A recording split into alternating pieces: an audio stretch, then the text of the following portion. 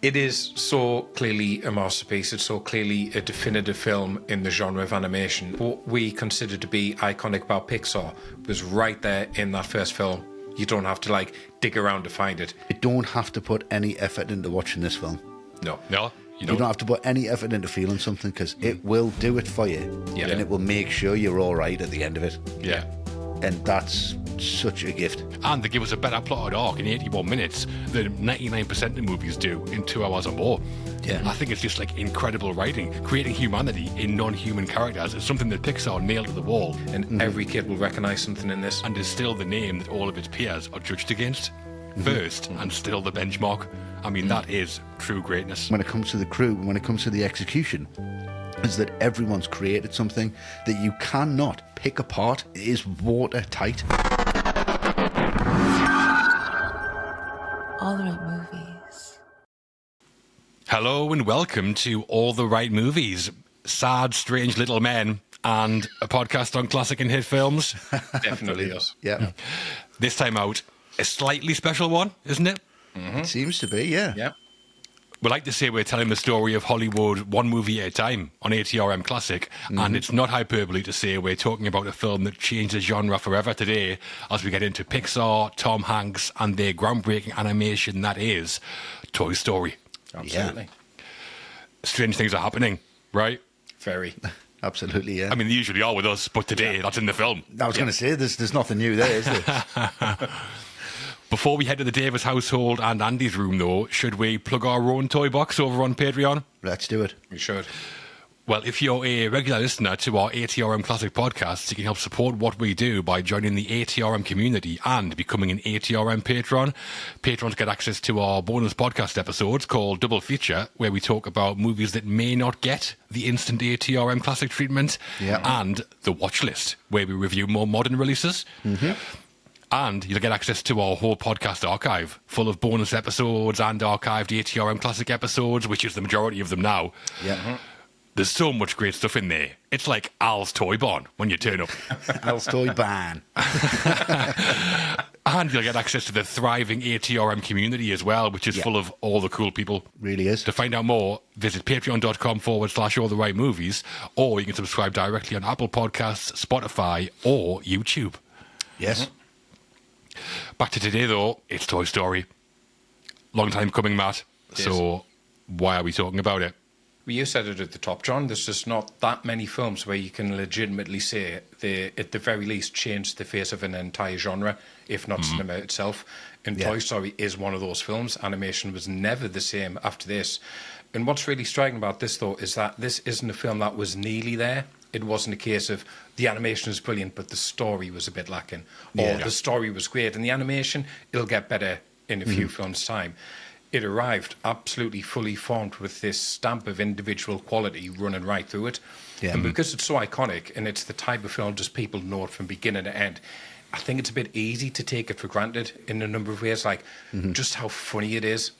And I think when you looked at the way we do, that comes across in just how well written it is as well. So yeah, change the genre for good, and it's well worth investigating. Ma, you've covered every point I'm going to make in about 30 seconds there.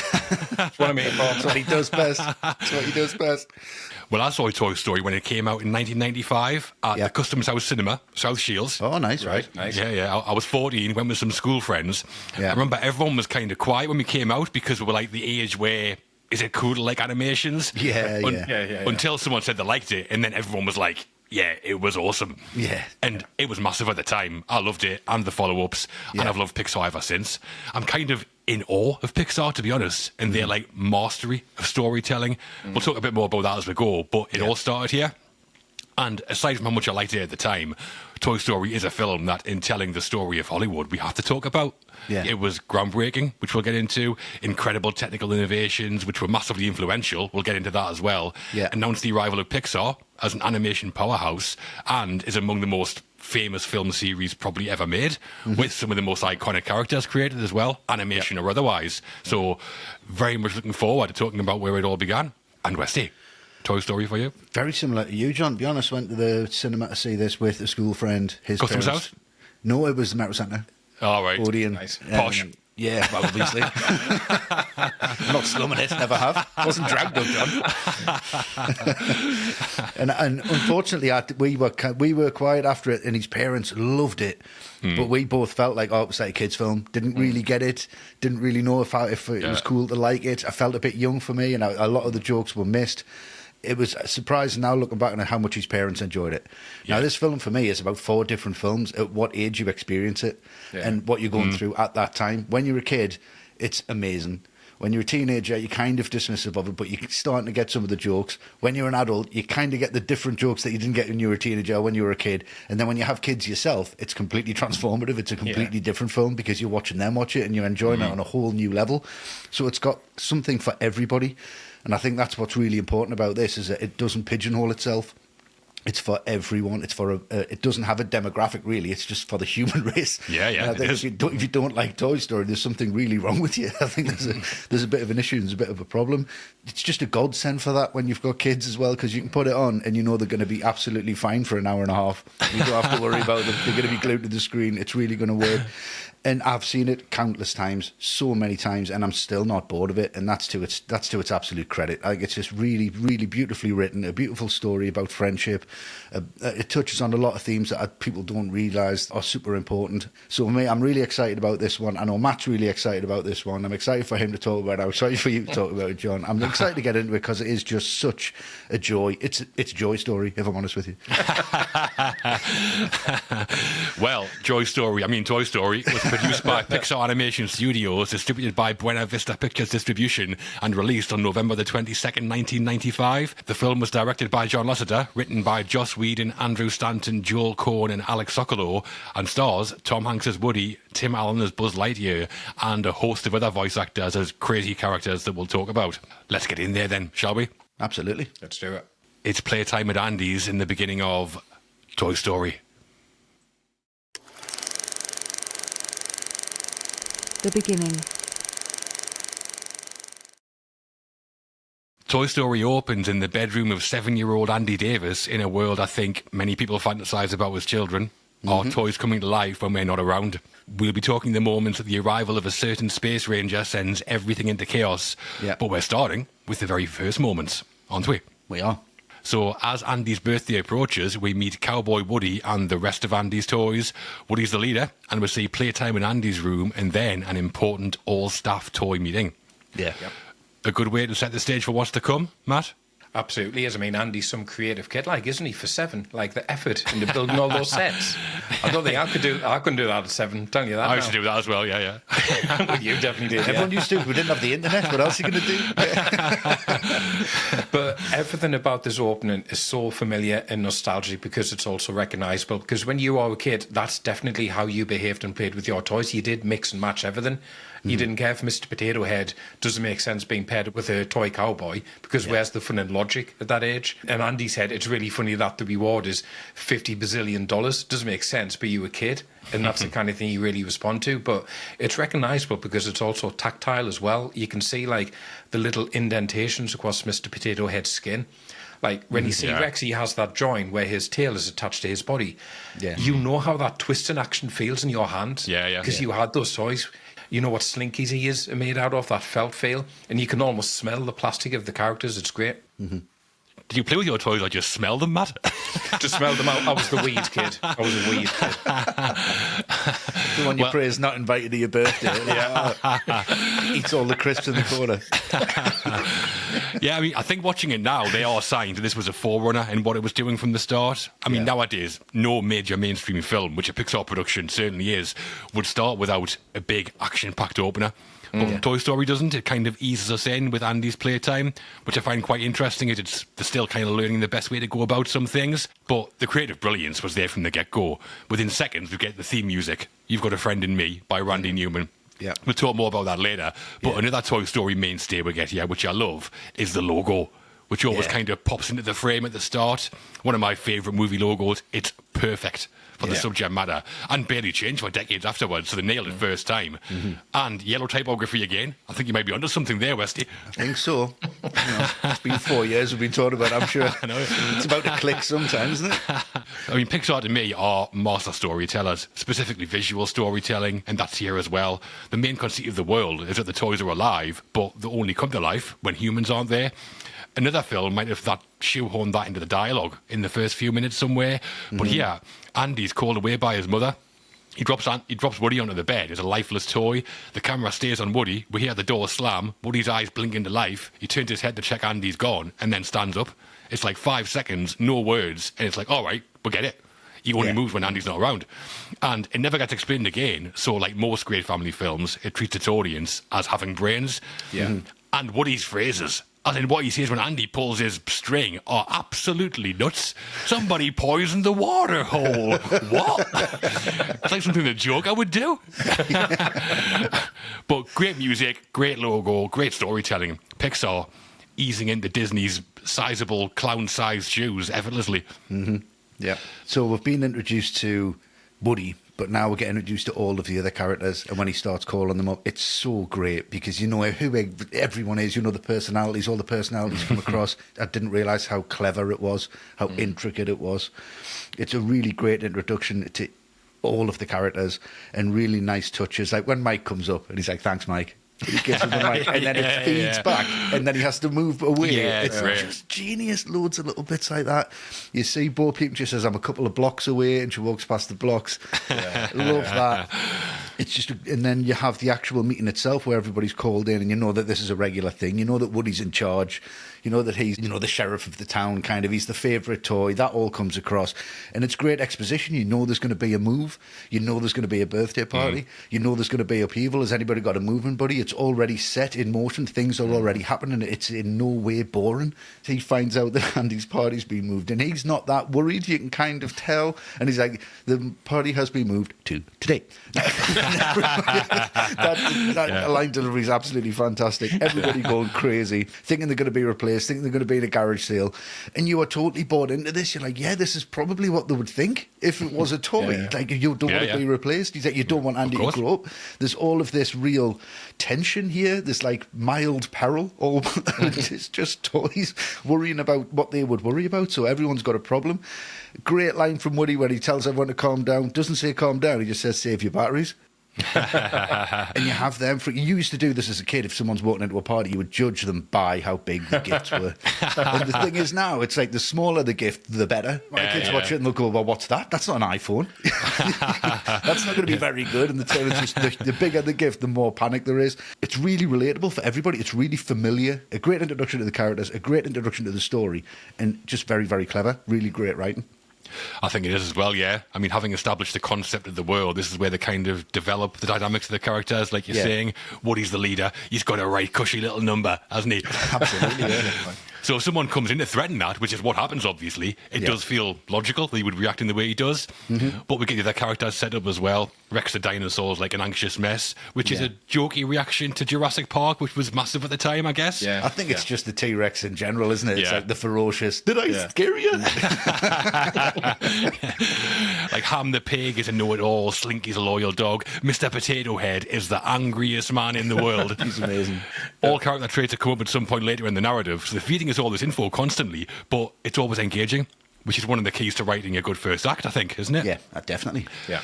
Tell you what, though, Andy has got some terrible toys. I mean, Woody and Buzz are cool, obviously, but when I was a kid, if I went to someone's house and they pulled out Little Bo Peep, Mr. Potato Head, and a piggy bank, I'd be like, "What's this Where's the scale trick? Mr. Spell. Exactly, Mr. Spell. Where's He-Man? What's this? You're welcome.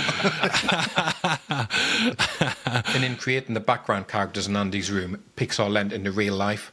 So we see a truck with a Little Tikes logo on its side, and the Tinker Toy container has the Play School logo on it. And this actually wasn't product placement. They did it to add authenticity to the world. And the companies didn't actually pay anything. They just had to agree to it.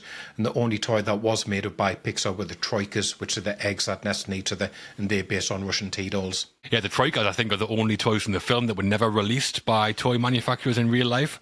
There's loads of people around the world have made their own versions online. You can find them varying quality, obviously.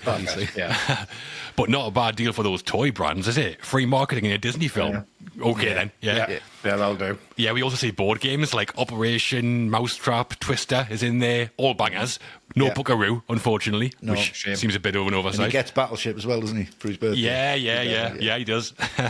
And speaking of famous toys as well, in the original draft of the script, one of the supporting characters was Barbie, but Mattel wouldn't allow it to be used in the film. Instead, she was replaced by Bo Peep, voiced by Annie Potts, who was probably best known at the time for playing Janine in Ghostbusters. Yep. Yeah, she's got a bit of a softer personality here, I think, than in Ghostbusters. No, what do you want? You're Bo Peep. Get one!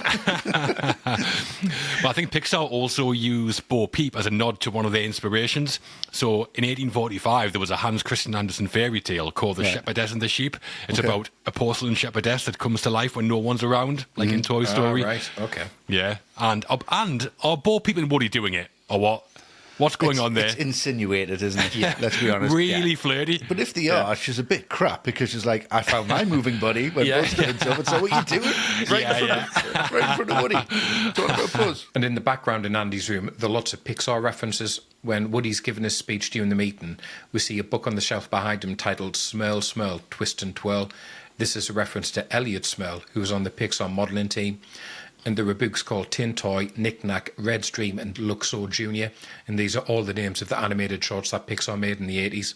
Knick Knack's massive. Brilliant, that. Yeah. Well, those really early shorts were kind of Pixar's testing ground for what they would become. Yeah, you can tell, Yeah, we'll talk about those a bit more later. They've always been quite big on immortalising their unsung heroes, though, at Pixar. There's loads of references in this that we'll talk about. Yeah.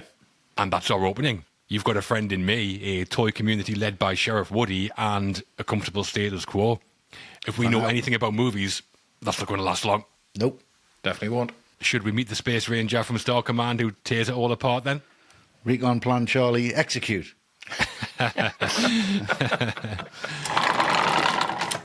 We've met the toys, and they quickly have to hit panic stations when they find out that due to the Davis' moving house, Andy's birthday party has been moved forward a week. Woody calls on the bucket of soldiers, and the Green Army men are deployed. Ridiculous. Amazing. They infiltrate the party, and we meet Andy's main present, Buzz Lightyear, Space Ranger. Code Red, Westy. Yep. How does it all go for you? This bucket of soldiers is so good, so clever. It's a short film in itself, isn't it? I mean, this idea is absolutely huge, and the way that it's executed is incredibly well done. From the baby monitor coming out to them getting to the top of the banister and jumping. I mean, who didn't throw army men off the stairs? Yeah. And their parachutes never opened. Never. Always just slammed to the ground. You had to open them first and then pretend. Yeah. But it's just some incredible camera work here when they jump off the banister and then the camera just comes over the top and then the parachute's open. Yeah. It's just that one fluid motion, which is absolutely fantastic. The movement of them is great, which we'll go into the technique of how they did all that, and that's just absolutely nailed on. Brilliant.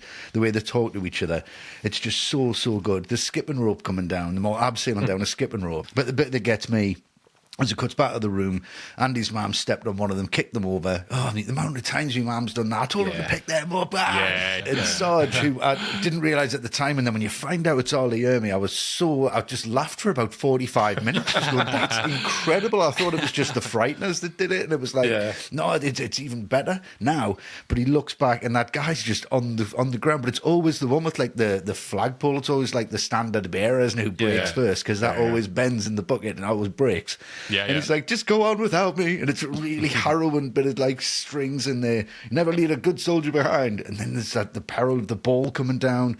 They get into the forest. You see the little air freshener in there and the plant that they're in.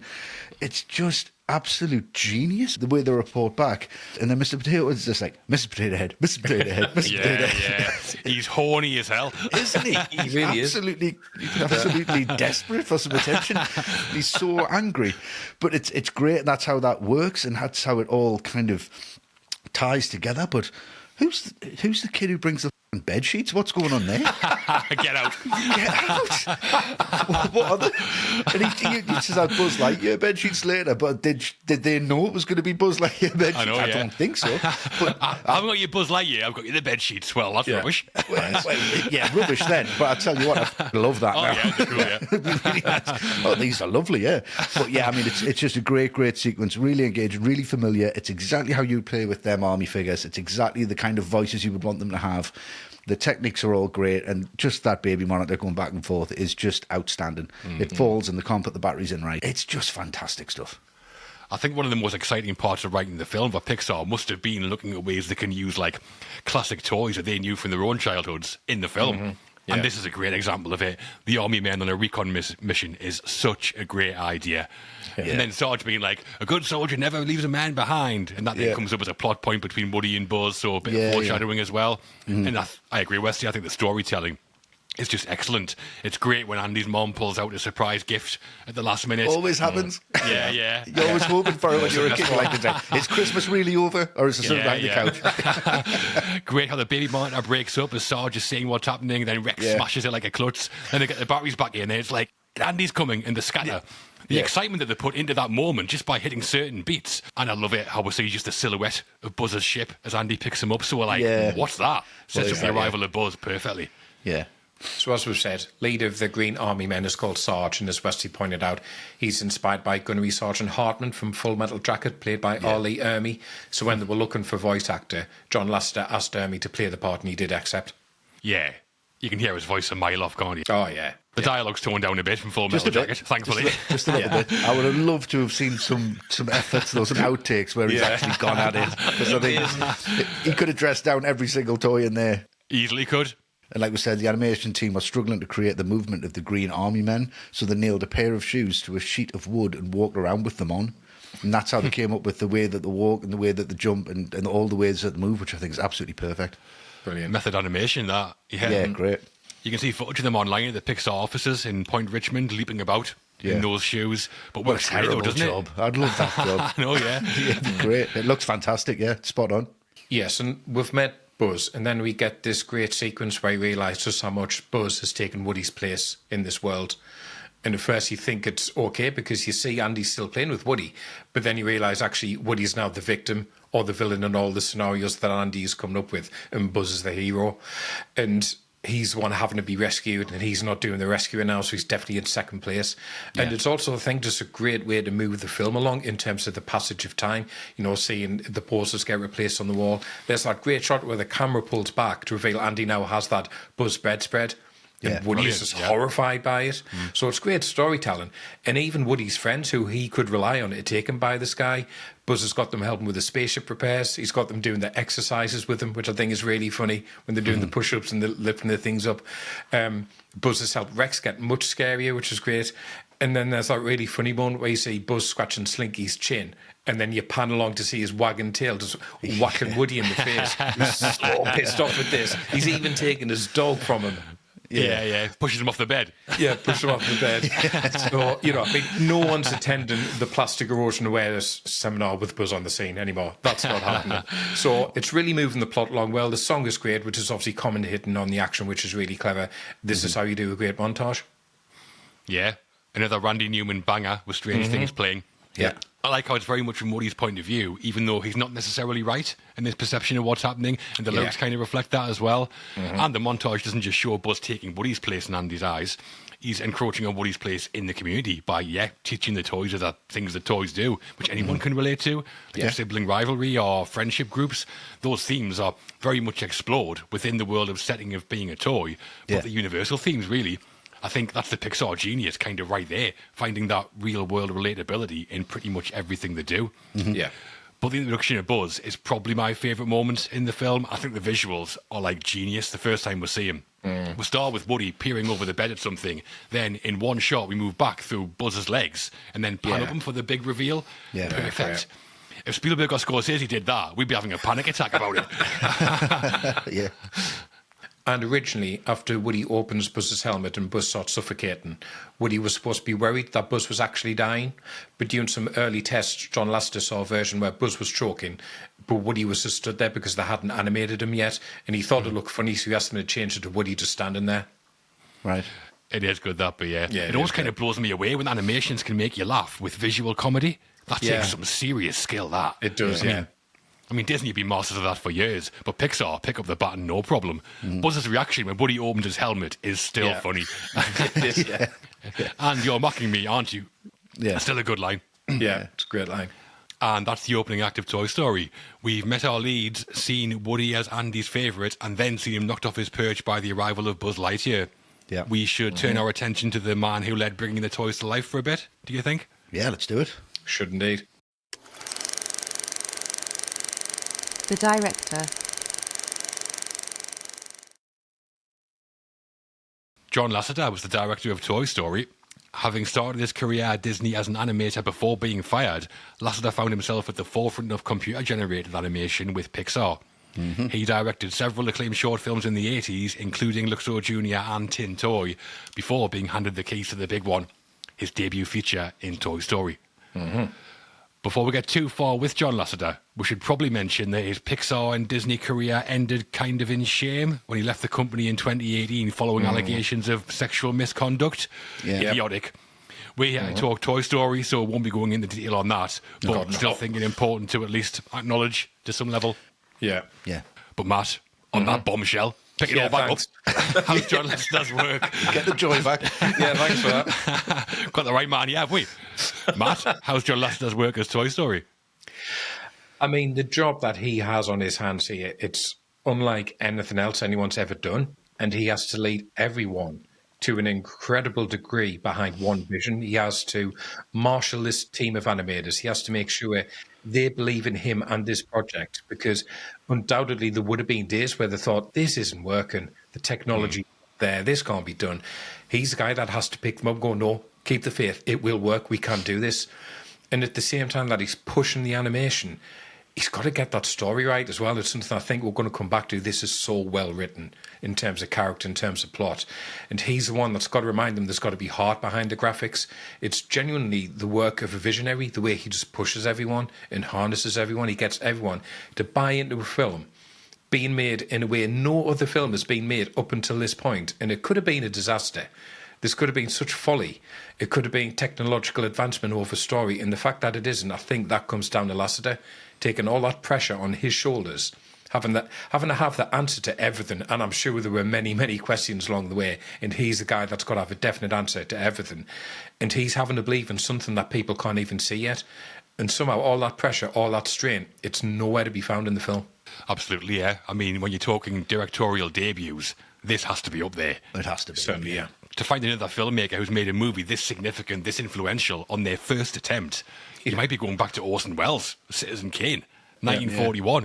I think that's the scale of the achievement. Yeah, George Lucas, isn't it? Yeah. It's that scale. Star Wars. It is. Absolutely, yeah. I mean, the reason Toy Story is so beloved isn't because it was groundbreaking necessarily. It's because of the great creative work. Woody and Buzz are great leads. Randy Newman's music, the great storytelling. It still stands up decades later as an entertaining and engaging film, I think. I mean, that's a feat in itself, and we'll talk about it.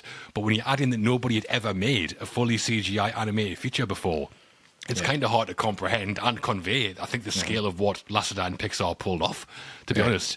I mean, like you're saying, Matt, animators and computer programmers working together on this kind of scale, it was pretty much an alien concept at the time. And to make that work, I know Lasseter came up with a philosophy that was apparently drummed into everyone at Pixar, which was the art challenges the technology, and the technology inspires the art. So the thing was always the art, and the technology is there to support that and enhance it. The thing was, the people creating the animations were like technologists. They weren't necessarily artists. And so Lasseter had to work with these people and guide them through the language of storytelling, the language of film. So they were learning as they went. And you can't tell at all. No. I think Toy Story's understanding of visual storytelling is about as good as it gets. It doesn't look like the first of its kind from that point of view. No. But it was. Nobody had done this before. So there was so much they had to learn, coming up with just like workflows and processes to get everything done on time. And two, the world-class level they wanted, going into this massive project, and they were fully aware they didn't know the potential black holes of this kind of thing because no one had done it before. Yeah. I mean, it wasn't all John Lasseter. The whole Pixar team played a huge role. I think the producers, Bonnie Arnold and Ralph Guggenheim, deserve loads of credit. Yeah. And it is a massive shame that Lasseter seemed to spoil his legacy with his antics later on. But that doesn't change that this is still an astonishing piece of work. And that all this was done when they were treading new ground. It makes Toy Story one of Hollywood's great achievements for me. Yeah. I think the reason that this works so well is because, like you guys both touched on, this wasn't a singular vision. I think there was a lot of people attached to this. Therefore, a lot of people would have been excited about it. And if you have people who are excited about something and see it on this scale, and I think the great thing for Lasseter directing this is that you would have seen it gradually. You'd be like, let's wait till you see the introduction to the world. That gets done. You see it. You go, yes. Wait until you see Buzz turn up. That gets done. You can yes. imagine. Wait until this bit. Wait until, and all the way to the end. It's just every scene is more and more exciting as the story progresses. So if they work on it chronologically, it's just, they're going to see a scene and go, "That's amazing," and then we know there's another amazing one coming up. And I think it's that energy that carries you through the film, but it's also that energy that carried everyone through the making process. And I think in doing that, everyone had an input into it, and you can feel that this is written by a team of people who all agree with the tone, all agree with the themes, but someone does have to lead it, and I think that is Lasseter's job. And to his credit, I think he's just a very, very good organizer of people at that time, and just has that singular vision of what it is and what it is all together. He's the only one looking at the bigger picture, whereas all of the animators are just looking at one frame at a time. In one frame at a time. And if they lose focus, he goes, "Don't worry, it's going to be amazing because I can see it all." Somebody has to do it. He did it really, really good job. But to me, this feels like a whole building full of people all pulling in the same direction, all rowing the same shape. Everyone's in time. Everybody's working. And Lasseter's beating the drum. Yeah. Absolutely, yeah. The love for what they're doing jumps off the screen. Still. Definitely does. Just the excitement for what they're achieving. I think if you're trying to get something and it's born in front of your eyes, and you've got to say, "I'm rendering these 362 frames tonight." Yeah. You come back the next day, you sit with a cup of coffee, and you see them frames rendered. And you go, "It works." Yeah. This is going to be amazing. Yeah, seeing Buzz move for the first time or something. Yeah, it must have been unbelievable. Yeah. So we can't tell the story of Toy Story without kind of telling the story of how Pixar came to be. The two tales are intertwined. Yeah. And Matt, I think you're chomping at the bit to tell us all about that. Like I've never been before. It sounds it. The man was just got to go through. Oh my god! Right, so yes, the first film to ever feature a full computer animated sequence, that was 1982's Star Trek II: The Wrath of Khan, which you obviously love, John, because that used CGI to create the simulation of the Genesis effect. And this was done by Lucasfilm. And by 1985, they created the first ever fully CGI character in a film when they created the stained glass knight in Young Sherlock Holmes. That's right. If you've not seen that night, check it out. It still holds up. It's really good. Right. Yeah. And even going back to 1973, Westworld incorporated basic CGI graphics, and Tron, 1982 as well, obviously. Yeah. I know that John Lasseter says the first time he saw Tron, he knew it was the future. Right. And believe it or not, this is not the last time we're going to mention Star Trek II: The Wrath of God. Well, I'm sure. Of course it's not. The last podcast we're going to mention it on there. And that CGI division of Lucasfilm was called the Graphics Group. And at that time, Steve Jobs had just left Apple. And he saw CGI as the next big thing and bought the Graphics Group from Lucasfilm for $5 million.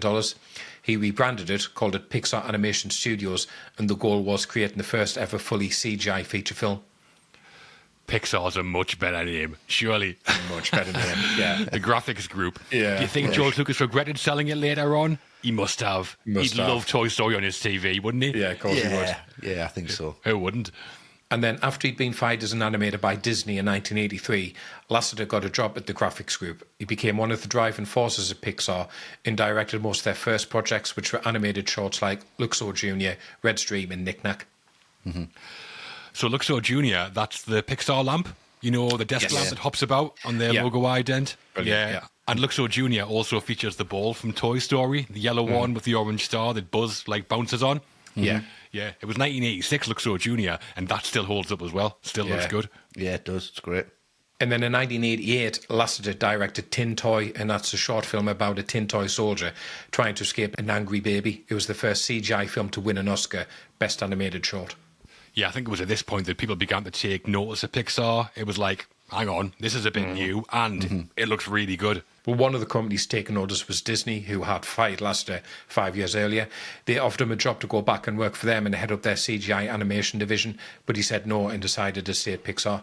Yeah, apparently he said to Ed Catmull, one of Pixar's co-founders, something like, I could go to Disney and be a director, or I could stay here and make history. So they did know where things were headed, like you were saying, Westy. They knew how exciting it was, what they were doing. Yeah. CGI animation division. Imagine going a war against them guys. No threat whatsoever. We're the CGI animation division. But so, we can do both. A bunch of absolute nerds as well. Yeah, just loads of bags of crisps. But Disney was so keen on working with Pixar that they offered them a deal of $26 million to produce 3 CGI animated features. Pixar were going through some financial struggles at the time, so accepted the deal and said they wanted the first film in the deal to be Toy Story. So before 1993, every Disney film had been produced entirely in-house by themselves. But then they worked with Tim Burton on The Nightmare Before Christmas. Yeah. Yes. When that was a success, they became open to the idea of making deals with other studios like Pixar, and the rest is kind of history. Yeah. Disney initially set a budget at $17 million, but that had to increase. Pixar did a 30-second animation test as proof of concept and realised they'd massively underestimated what was involved. Steve Jobs and Ed Catmull went back to Disney and told them the budget had to be $30 million, and Disney agreed. Through gritted teeth, no doubt. Yeah, but Steve Jobs, he's got a way of talking to people. He's very persuasive, I guess. Yeah, for sure. Yeah. And, well, Lasseter said that Steve Jobs told him, don't hold back. You've got a chance to do something here that'll last forever. Yeah, I mean, exactly. He knows a thing or two about that. And Absolutely. it turns out he was kind of right. Yeah. And after spending the next few months working on the film, Pixar presented their first draft of Toy Story to Disney in November 93, but it went so badly that it's become known within Pixar as Black Friday. Disney said the film was unwatchable and that Woody was a sarcastic jerk and were ready to just shut down production entirely. Right. You've had a few Black Fridays in same, I bet, Matt. Oh, more than one. Yeah. Every Friday. Yeah, definitely being a sarcastic jerk. There is footage of the Black Friday version of Toy Story out there, and it is pretty bad. Woody looks quite a bit different and worse than what we know now, and he is a bit of an arsehole to the other toys. It feels like really mean-spirited, yeah. Well, Lasseter then asked Disney to give them time to rewrite the script before they made a decision. Disney agreed as long as Pixar paid for it, so Steve Jobs had to fund all the rewrites personally. Lasseter and his team started putting in 100-hour work weeks where they redrew storyboards, attended storytelling seminars, and rewrote the script almost entirely, changing the tone and making Woody more likeable. Yeah, they attended Robert McKee seminars, apparently. You know, the storytelling guru. Oh, yeah. I've read a couple of his books. Yeah, I didn't realise he played a part in Toy Story. Wow. And we'll talk more about some of the other changes in a bit. There was quite a few. But imagine the stress of that whole situation. 100-hour work weeks. Yeah. Mental. No thanks. Yeah, that's impossible. Yeah, it definitely is. Yeah. Lasseter saw Toy Story as a pretty personal project, and he brought in a few elements from his own childhood toys. When he was a kid, he had Casper the Friendly Ghost doll, which he had like a pulled string as a talking feature. That influenced the same feature on Woody. And he also loved Etch-a-Sketch as a kid, which is why Etch is in the film. Yeah, had to always shake the hell out of it to clear the screen. Yeah, he's great though. Etch, draw. Draws a gun. Oh, brilliant. Lasseter also said that he used to write Johnny on all of his own toys, which is where the idea of Andy writing his name on Woody and Buzz came from. Right, okay. Before we finish up on John Lasseter and this direction on Toy Story, we have our first ATRM Patreon question. Okay. So the benefits of becoming an ATRM Patreon keep rolling in, and one of them is that we'll answer your questions on the show. We have the first of those now, and it comes from Roger Podactor. Hello, Roger. Hello, Roger. Roger says, fun to finally get into the arena of animated movies. Very true, Roger. Wondering what each of you say is your favourite animated movie of all time. My choice would be Disney's classic version of Robin Hood. The voice acting is outstanding, it's hilarious, and Maid Marian is one hot fox. He's not wrong. That she is. Very true, Roger. Yeah. Oh, I love that badminton scene. What do you think, Matt? Your favourite animated movie? Oh, where to start? I'll try and make this quick. If we're talking Pixar, I think Up, WALL-E, Inside Out, Coco, Monsters, Inc., they are top tier. Studio Ghibli, we have to talk about them. Spirited Away, that's a real favourite of mine. different kind of animation, but I have to mention Aardman with Wallace and Gromit, particularly the long trousers. Nice. Yeah, because that packs more ingenuity and genuinely great action and heart into 30 minutes, more than most other 2.5-hour blockbusters. Yeah, and it's hilarious. And it's hilarious. It's fantastic. There was a film from last year called Robot Dreams, which, if you watch it, that will break your heart into 1,000 pieces. Fantastic. But then put it back together. Have you seen it? I've seen it, yeah. Brilliant. It'll put it back together again at the end. But Roger mentioned Robin Hood there, which I totally agree. I've always loved that since I was a kid. It's so funny. The songs are great. I love The Jungle Book for pretty much exactly the same reasons. But if I have to pick just one... I was going to say all of them. I was going to say all of them. I've been building to this, This is like me answering a question. This one, I'm totally rubbing off on you. From you. Yeah.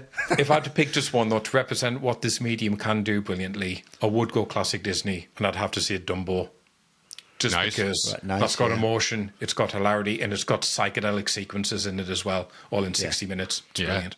And a flying elephant. I mean, the flying elephant, yeah. What do you need? Yeah, Toy Story would be in that conversation for me, as would Toy Story 2. I love classic Disney and the hand-drawn animations, and The Jungle Book, The Lion King are brilliant. Snow White and the Seven Dwarfs, that was groundbreaking. My favourite in terms of how it looks is probably 101 Dalmatians. The animations are stunning. Right, yeah.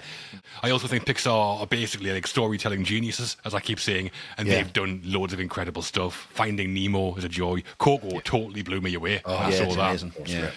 And I agree, Matt. Studio Ghibli, Spirited Away is extraordinary. Grave with the Fireflies, if you've seen that, that's a war drama. One of the most harrowing things you could ever see. And from anime, Akira, obviously, massively influential. Still one of the coolest films I've ever seen. And the most copied shot of a motorbike slide there will ever be, surely. Yeah. And Westy, how about you in animations? I mean, is there any left? Should I give you first, shouldn't I? Sorry. I know. I've only got 3. One of them is a joke, but you actually said it there, but it's not necessarily a joke. It's just me being like, well, Wesley, what's your favourite animation? It would be Grave of the Fireflies. Of course it would. Classic Westy. Yeah, classic Westy. But if I have to choose one that really, really hit home for me was Inside Out. I thought that was just so intelligent, so well made, so important. And even the second one as well, teenage daughter, it makes perfect sense. She watches that, she feels better about herself. We all feel better about everything that's going on. So it really, really works. And the other one that blews me was Ratatouille. I never get sick of that guy. I never get sick of that film. It's fantastic. Just when he eats it at the end and he goes back to his childhood and then comes back again. Yeah, brilliant. Absolutely inspired. Yeah, them 3 for me. Lovely. Well, back to John Lasseter and Toy Story, and despite the groundbreaking work, there was no Oscar recognition in the Best Director or Best Picture categories. Probably unsurprising.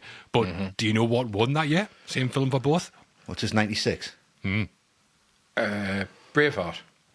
It was. Mel Gibson, Best Director, Best Picture to Braveheart. Toy Story is probably a bit more realistic, I would say. Factually accurate, Factually accurate, yeah. John Lasseter did, though, receive a Special Achievement Academy Award for, they said, his inspired leadership of the Pixar Toy Story team, resulting in the first feature-length computer-animated film. Yeah. It was the first animated film to get an award like that since Snow White and the Seven Dwarfs, also Disney, in 1937. Yeah, so, that was their first, wasn't it? So it's a first for everybody. Yeah. And after Toy Story, Pixar and Lasseter went from strength to strength. Lasseter directed the second Pixar feature film, A Bug's Life, in 1998, and Pixar went on to produce hit after hit and become one of the most beloved and successful studios in Hollywood. And it all started with Toy Story. Yep. It really did. And I also like Shrek. Nobody mentioned that. Okay. The cast.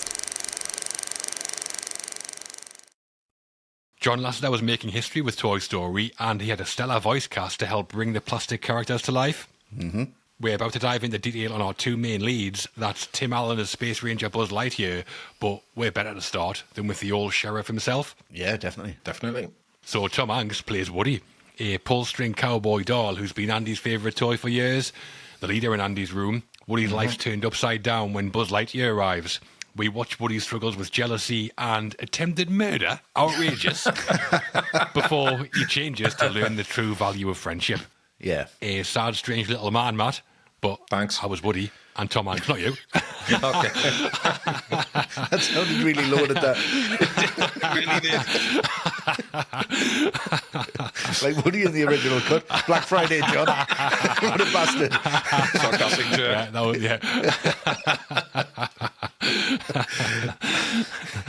Star Trek 2, Wrath of John. I think if you're launching an entirely new genre of animation and you need someone on board to help you sell it and be the literal leader in many ways, it makes complete sense in the 90s you get Tom Hanks to do it. I mean, the single most dependable, trustworthy actor out there. Absolutely believe that he would be the voice of a cowboy doll. Absolutely believe he would be your boy's best friend, and absolutely believe he would be the leader of the rest of the toys.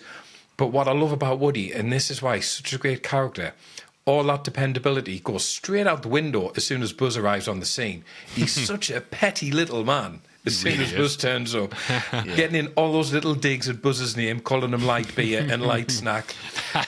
Light snack, I love that. Light snack, that's so funny.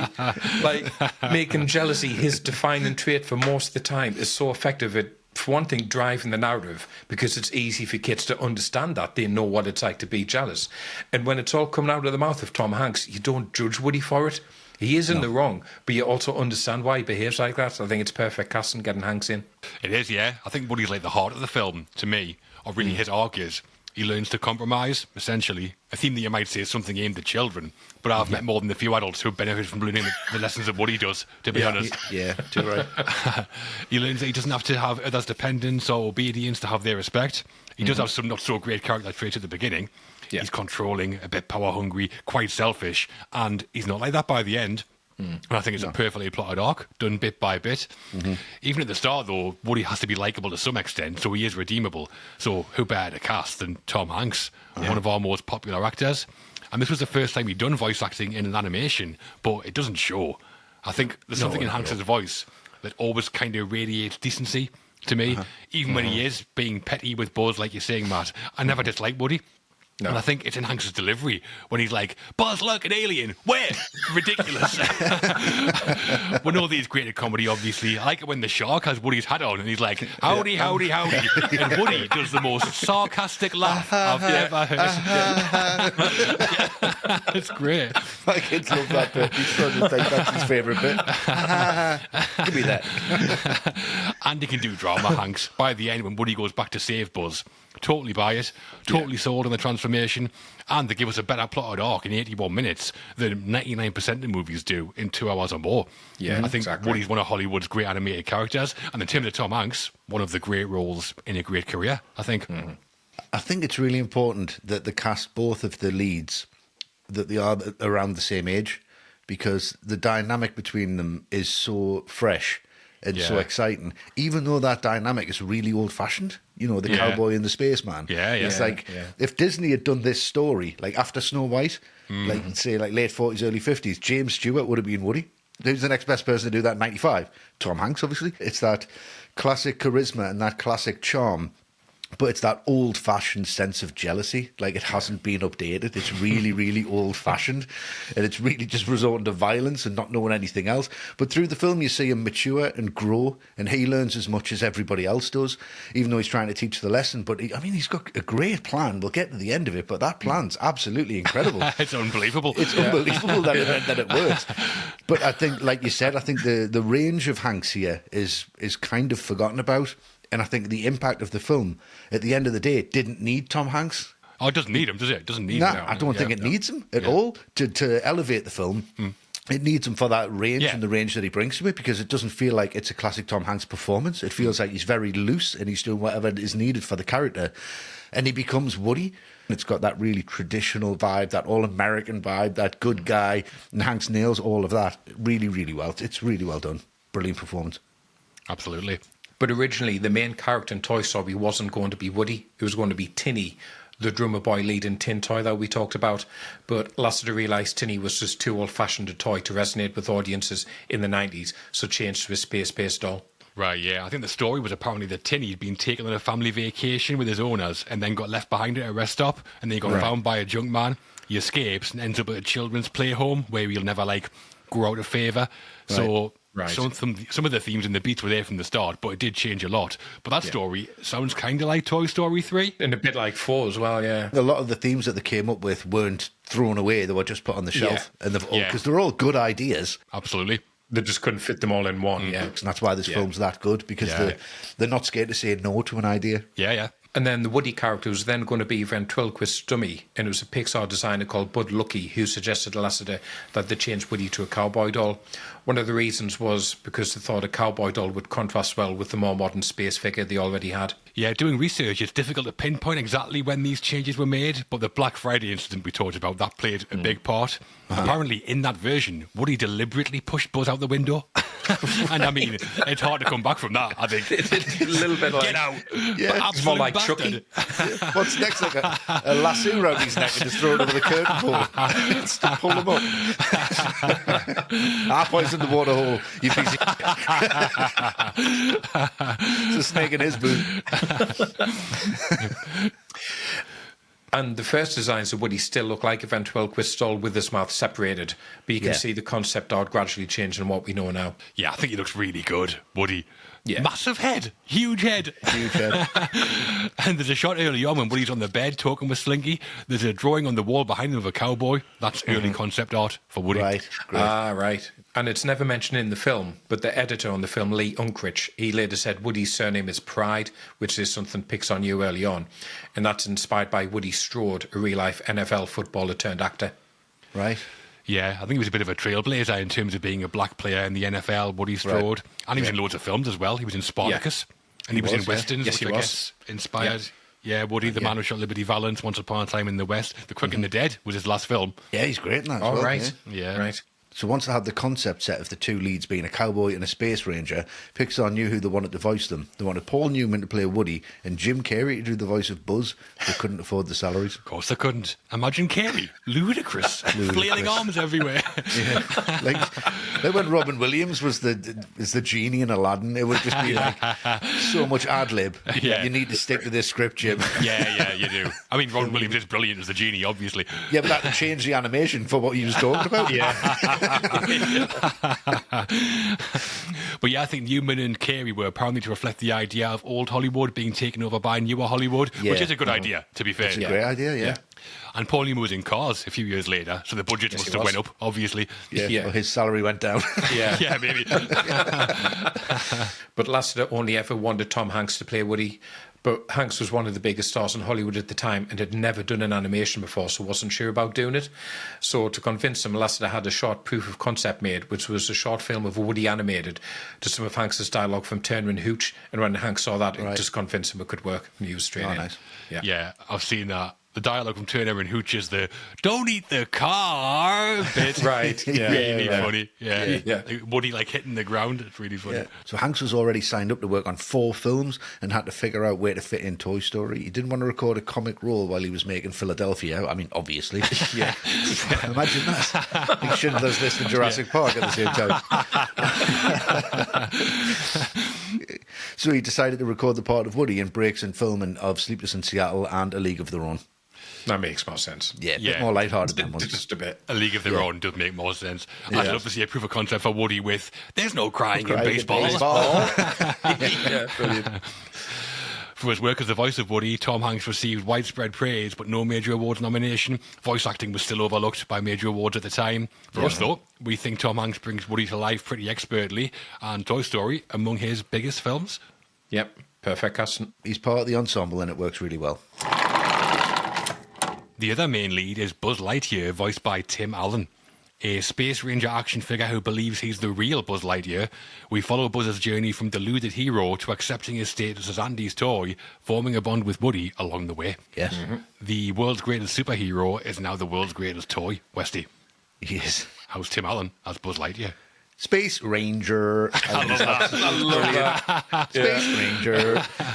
He's fantastic. Absolutely fantastic because he totally gets the different levels that this character has to go through. He finds out that he doesn't necessarily exist, and that's terrifying. But it's just his nonchalance and his absolute belief in the fact that he is a Space Ranger, and he's reading out the blurb on the back of that box with such conviction and such trust.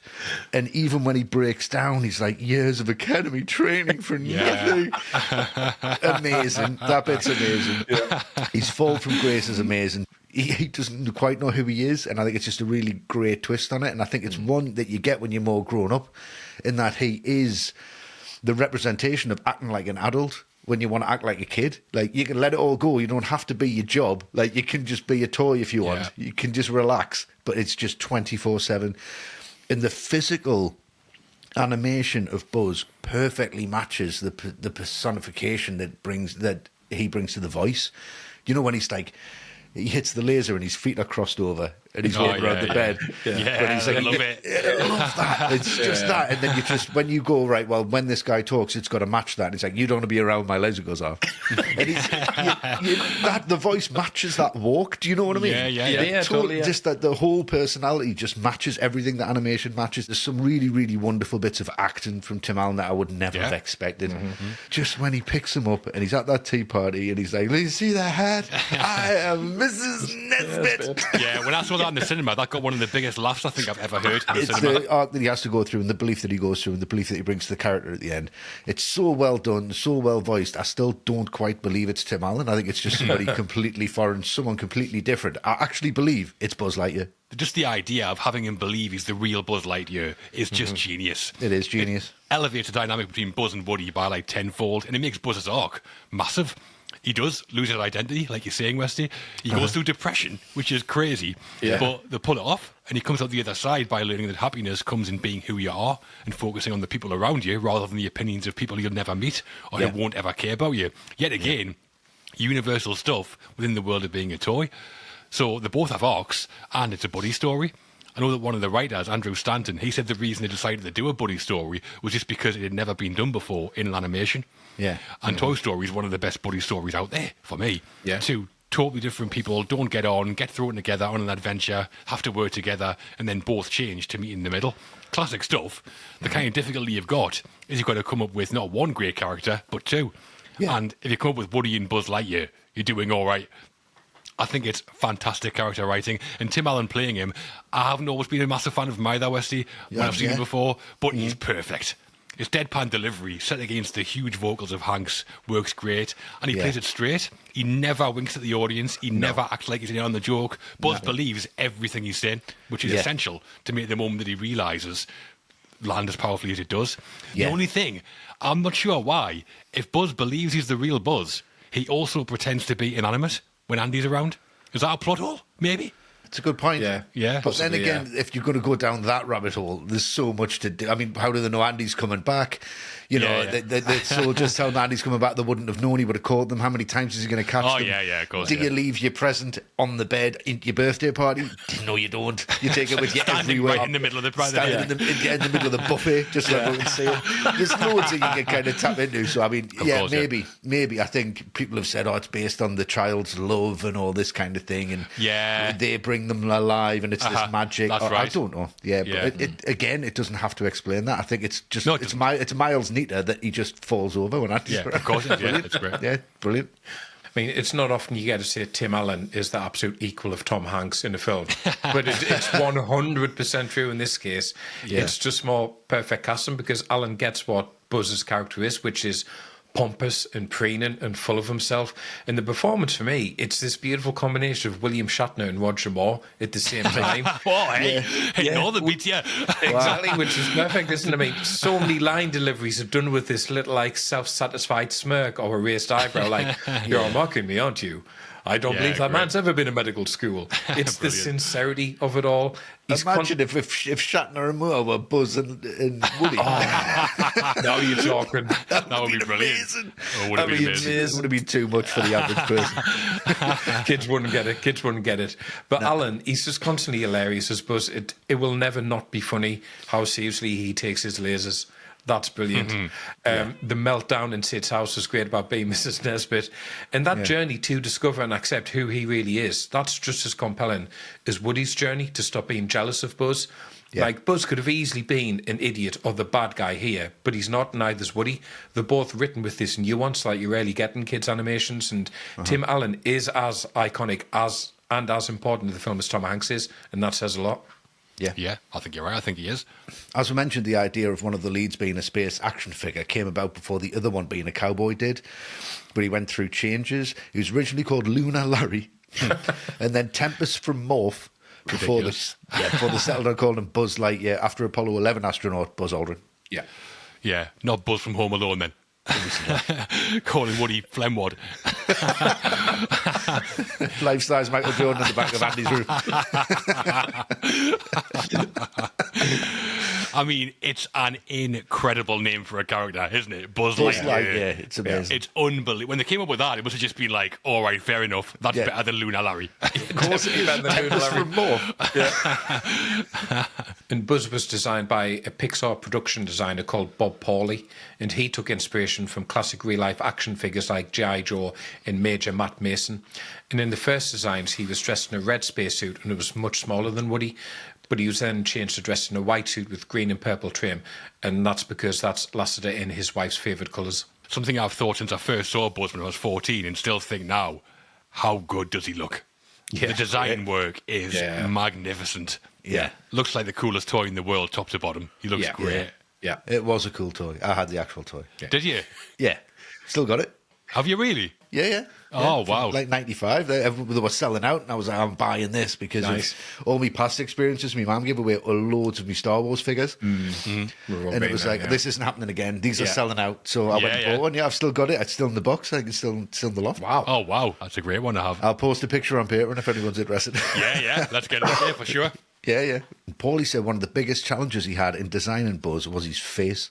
Eventually, he based him on John Lasseter's face. Buzz's eyebrows, cheekbones, and chin dibbles at his chin were all taken from Lasseter. If you're going to base it on someone, just base it on the director. Yeah. Not going to go wrong He'll love there. it. Yeah. he'll love It'll it. get signed off. Yeah, of course it will. Oh, that looks great, actually. He does look totally different to Woody, but all the contrast between the characters. Buzz has a button that says, Buzz Lightyear to the rescue, which is pretty cool. Woody's got a pull string saying, there's a snake in my boots, which is not cool. No. All the way down to Woody's like made of cloth, Buzz's hard plastic. I think it's all so well thought out and thought through. Yeah. In an early test, Buzz was voiced by a Pixar animator called Pete Docter.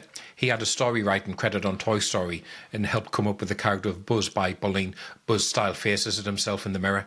And he went on to direct Up and Inside Out, Pete Docter. Yeah. Right, great, yeah. Another big name at Pixar. Lasseter always wanted an established actor, though, and apparently considered Mel Gibson and Bruce Willis before deciding he wanted to cast Billy Crystal. They did the same thing as with Hanks and created a proof of concept with Buzz alongside some Crystal dialogue. But this was from When Harry Met Sally.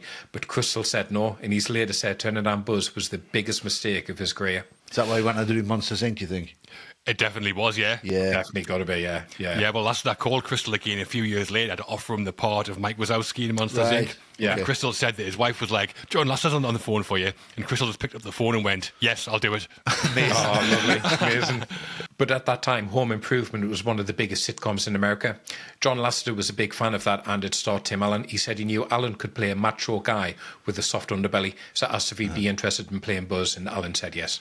Apparently, it wasn't until they heard Tim Allen's tests as Buzz and heard his deadpan delivery that they came up with the idea of having Buzz believe he's not a toy. Because he was so good in the Space Ranger stuff. Yeah. Okay. For that alone, it's an incredible piece of casting. Wow. I mean, that story beat, it makes the narrative like sing. Of course it does. Yeah. So what was the script? Yes, of course. Yeah. The whole film's based around that. Isn't it? Yeah, I know. That's crazy. I guess he knew it was a toy. Yeah. Right. All right. Okay. Definitely not as good. Voice actors in animations often record their parts by themselves, but because Hanks and Allen had never worked in animations before, they decided to record their parts in the studio together at the same time so they could bounce off each other. Well, judging by the results, it worked a treat.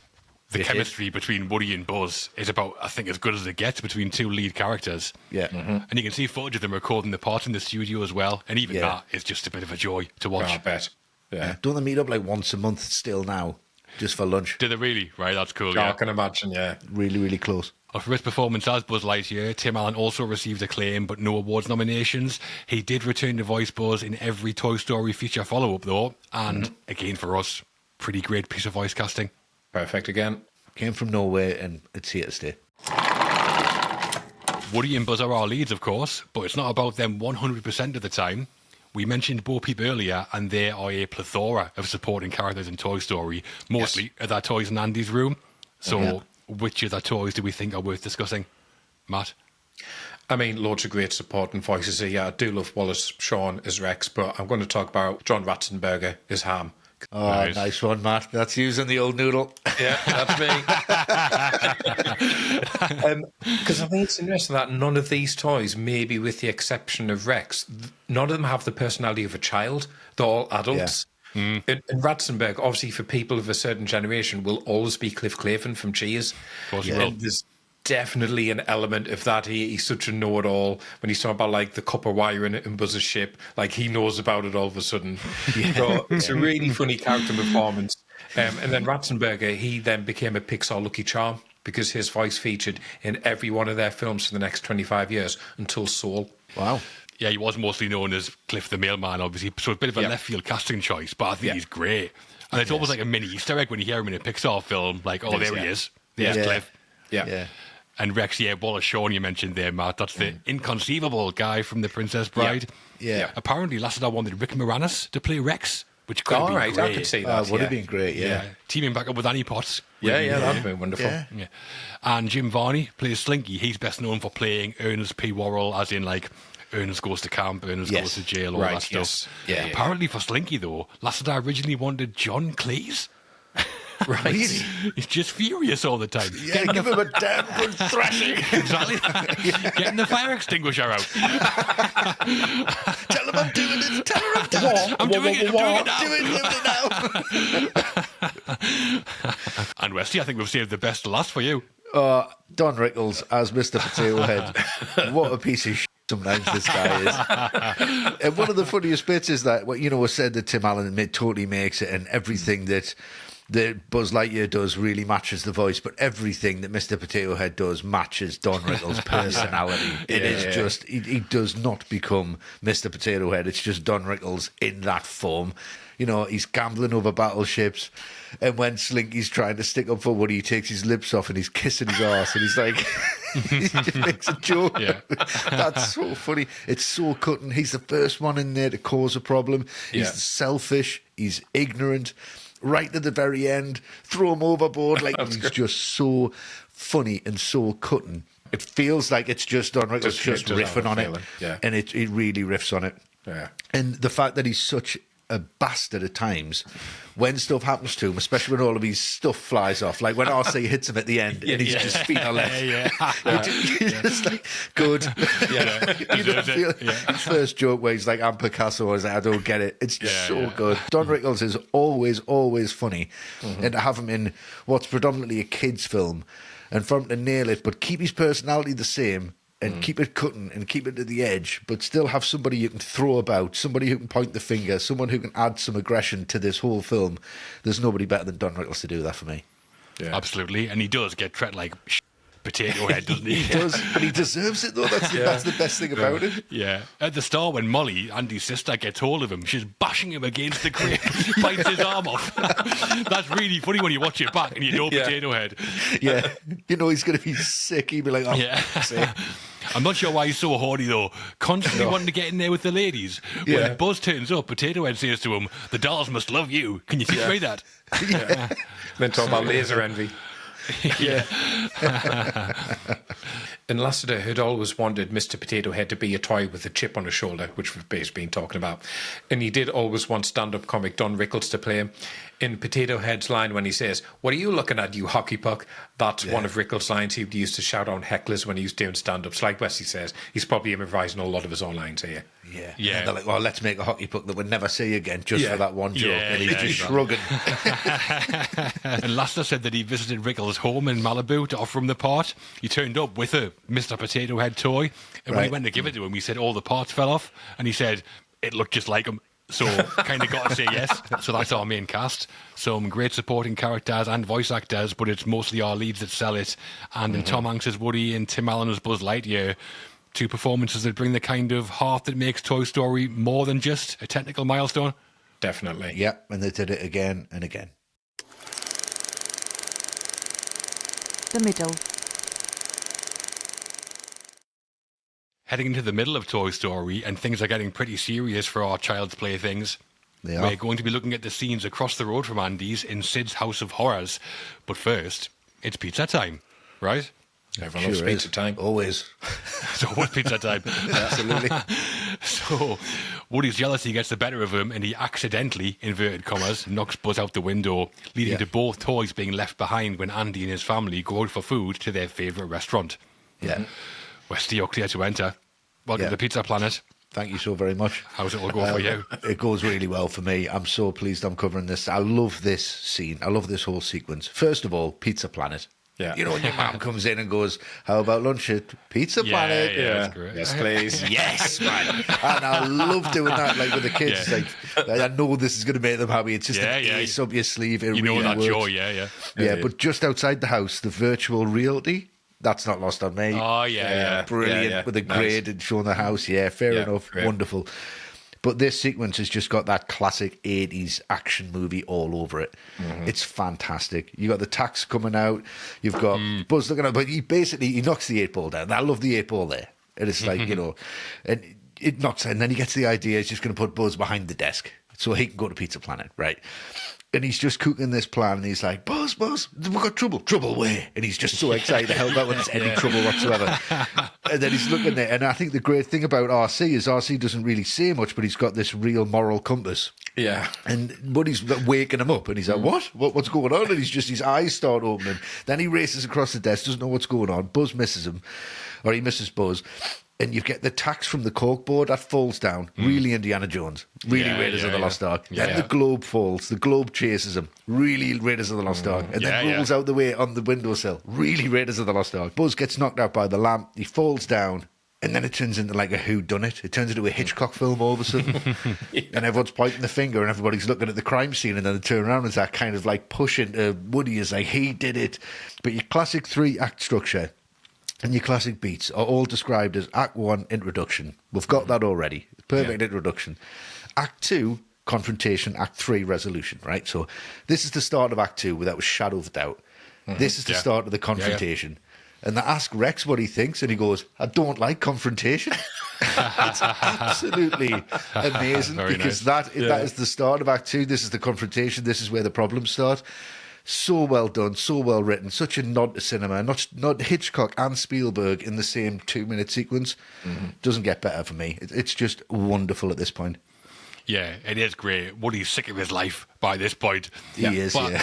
But I do enjoy the writing as well of Buzz going out the window. It was planned by Woody, but also an accident, which works perfectly with his arc because he's able to tell himself it was an accident, but then comes to accept he was in the wrong. And Toy Story is famous for its Easter eggs. And the first one, I think, is, you've mentioned it, Westy, obviously, Raiders of the Lost Ark, when the globe rolls towards Buzz on the desk. The music changes to be very Indiana Jones-esque as well, it must be intentional, Do you think he wanted to put him behind, like, where the 8 ball was, behind the desk? I think so, yeah. He didn't want him to go out the window. No. That's a bit too, Black Friday, isn't it? Yeah. But my favourite moment of the whole fallout is definitely Woody and Buzz's argument/fight at the gas station. Buzz says, even though you try to terminate me, revenge is not an idea we promote on my planet. And Woody's like, phew. And then Buzz goes, but we're not on my planet, are we? Brilliant. That was like, Buzz, Lightyear to the rescue. Oh, that is so funny.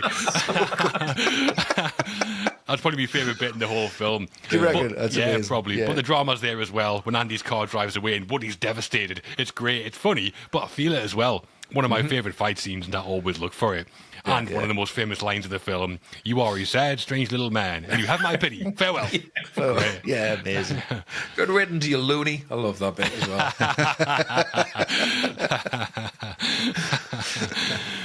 Buzz, like you. So at the gas station, we hear the Pizza Planet delivery boy ask for directions to West Cutton Boulevard. West Cutton Boulevard is the street where Pixar was located in Richmond, California at the time. I bet they had a few pizzas delivered there with those late nights. With those all-nighters, I bet. I wonder if that's why they added that in. The pizza boy looking for their office, bit of an in-joke. Maybe, yeah. And then after this, they get a Pizza Planet. And Buzz sees a spaceship. Or he thinks he does. So obviously it's the most excited he's ever been. Goes rushing towards it. And those aliens in that pit, I mean, again, it's just something else in this film where you go, that's not only iconic and absolutely part of this Toy Story universe from the get-go, but they're so recognisable as well and familiar. Like, it's nothing where I think, I know what that toy feels like in my hand. I know, like, the pressure I need to do to make it squeak and make that noise. And But there are also characters where we've kind of mentioned they're like logic holes in this, where if you think about it a bit too much, it gets a bit wobbly because do they know they're toys or do they think the creatures because they've got this concept of religion somehow and they think they're being put down going to a better life somewhere? Yeah. And if that's too, why do some toys know and some don't? But I'm probably overthinking it. Just a bit. Just a bit. I'm not going to go too far down the rabbit hole. But I think it's a perfect reflection of a group dynamic, and when you're in a group dynamic like that, under so much pressure, you kind of start having godlike delusions, don't you? There must be something else. We can't be stuck here forever. Yeah. All of us as a group, it kind of has that vibe for me. The other thing I really like it's that really funny line you get from Woody when he's trying to get out of the pit and you just go, "Stab it, you zealots." I just love the fact you've got zealots in a kids' film. One of the kids' films put that in there. Where Woody's heard that. Where Woody's heard that, yeah. That's the other question. Yeah. And then, obviously, even though no one at Pixar would kind of think of this at the time, what's great in retrospect is this sets up the big rescue from the furnace in Toy Story 3. Yeah. Which is one hell of a callback.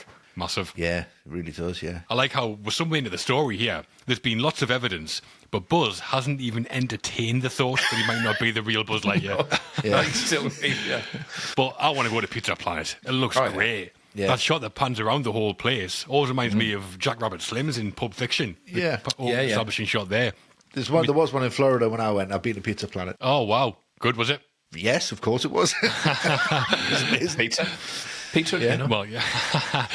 Well, we talked about Raiders before, and there's another blink and you'll miss it reference to a classic film in Pizza Planet, one we've talked about before, if you've noticed. Okay. So when we first see Sid, he's playing on Whack-an' Alien, which is basically a sci-fi whack-a-mole. And the game is an astronaut lying on a table and the aliens are bursting out of his chest, like Alien. Yeah. Big gruesome for a family film. Yeah, exactly. First time I saw Sid, I was like, is that Will Poulter? Yeah, he doesn't like him. He doesn't look like him, yeah.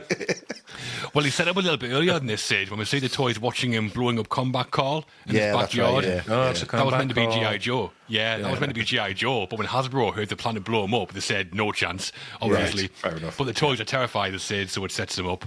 And we see him laughing like a total psychopath. And Buzz is like, who, that happy child? That's amazing. I love that there's like hardly any grass because he's blown up so many toys. It's just scorched earth everywhere. Yeah, it really is. And the original idea for the pizza restaurant was that it would be part pizza parlour, part crazy golf course, and be called Pizza Put.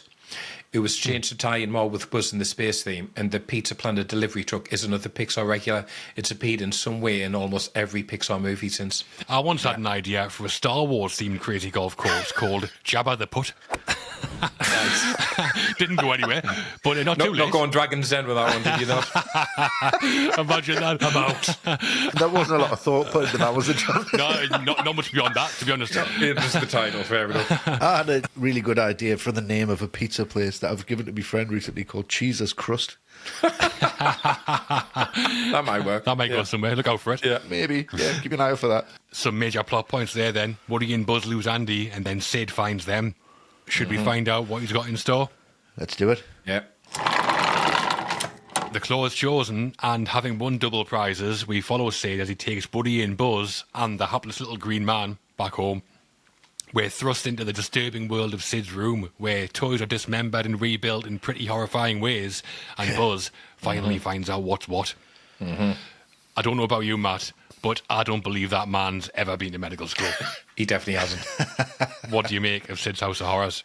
It's just an absolute nightmare from beginning to end. And then you get that scene where Buzz gets out of the room and he hears that advert playing on the TV. And I think it's just kind of amazing that you can have this knockabout, really funny kids' cartoon, just being really pretty lighthearted up to now. And in the middle of it, you have a character having a full-blown existential crisis all of a sudden. But it's done with such a light touch as well. It doesn't bring the rest of the film down with it.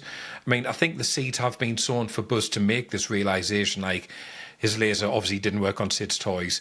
Woody knows to push the button on his back to make him do the karate chop action. How do you know that? Brilliant, yeah. Yeah, it's brilliant. So I think by the point he sees the advert, I don't think it's too convenient, which it could have felt if it hadn't been written as well. It does feel like it's built naturally to this point, and the tone is balanced so well because it is funny to a point because he's been so pompous about himself. It's funny to see that pricked a little bit, but I think it's just weirdly poignant at the same time. You are quite good at for him. And when that feeling comes across just through the way he's animated his face with no dialogue, the way he just kind of closes his eyes and realises he's been such an idiot, and he looks at himself and realises he's just covered in stickers. And it is just a little light blinking on and off.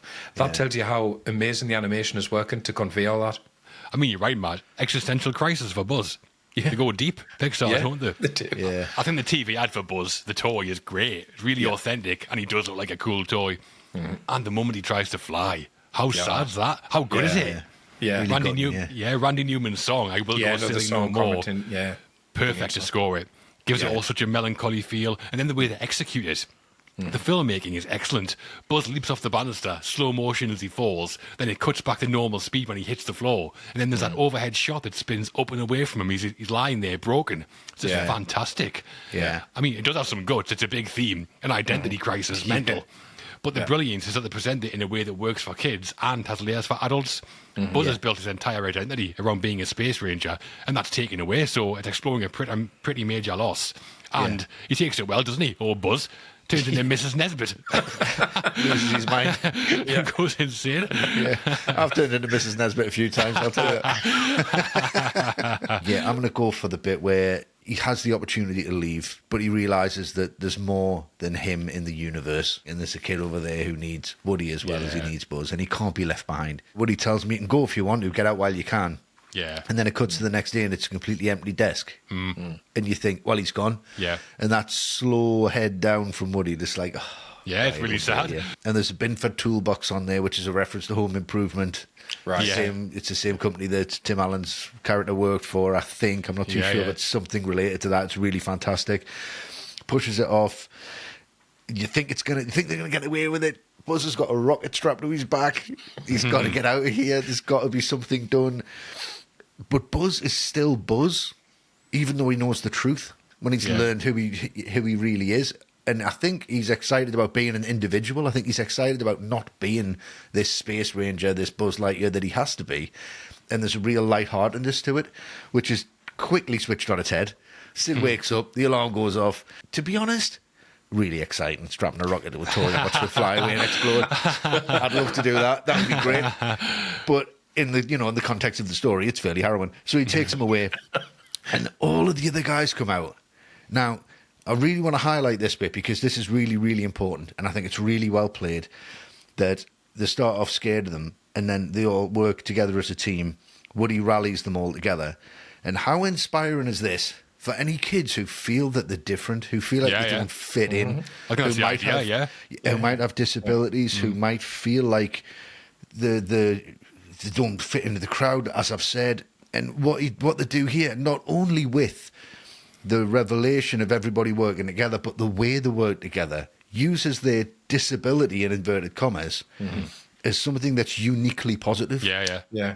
Ducky's the only one who can swing. She's the only one who can get him down. Ducky then waits for somebody else, and then, he runs into him, catches him, they go back up, that's all set up. They all have to use their disabilities as a positive thing. Yeah. And that hit me much later on as an adult, going, this is massive because it's subliminal. And it'll hit kids and go, you think you're ugly, you think you're wrong, you think you've got something wrong with you. You're not, you're uniquely positive. And that's the message just in this whole House of Horrors at Sid's house. You got the shining carpet, for Christ's sake. Yeah. So you've got all of these moments where it's like, it's meant to be terrifying, but from that, there's such positivity for kids out there who don't feel like they fit in. And it elevates this film 10 rungs up the ladder for me, just putting things in like that. It really, really makes a difference. Yeah, I think you're right, Westy. It does have more depth than it needs to have, really. Yeah, definitely. And something I get from it as well is that Sid is insane, obviously, but I also think he's pretty sad. Hannah, his sister, is a sweetheart, but Sid doesn't seem to have a great home life. His room is an absolute dump. Sleeps fully clothed with his trainers on, where his parents. And when Buzz sees the TV ad and finds out he's a toy, he's in the living room where Sid's dad's asleep on the chair. He's surrounded by empty cans. Even Scud, the scary dog's afraid to go in there. So is that implying anything? Is that the idea? Sid being the way he is, maybe it's down to his personality and they've kind of given up on him a little bit. Yeah. Or maybe their behaviours have turned into his personality. I mean, he turns his channels over on his telly with a wrench. I don't know if you've noticed that, but he's got a wrench on the channel changer to kind of... whether that's his ingenuity to do it or whether the TV's busted and that's what he gets. But I honestly think it's the relationship because you don't necessarily see the parents, but Sid can ask his mum where the matches are, which I find really bizarre. Yeah. There's a real underlying neglect where the younger sibling has got all of our room's lovely, she's got all the toys.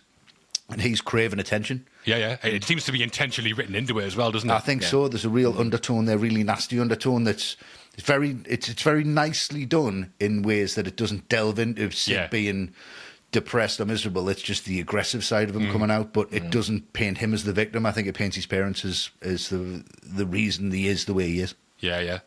And Sid's full name is Sid Phillips. He was named after Sid Vicious from the Sex Pistols, and voiced by a 13-year-old actor called Eric Von Detten.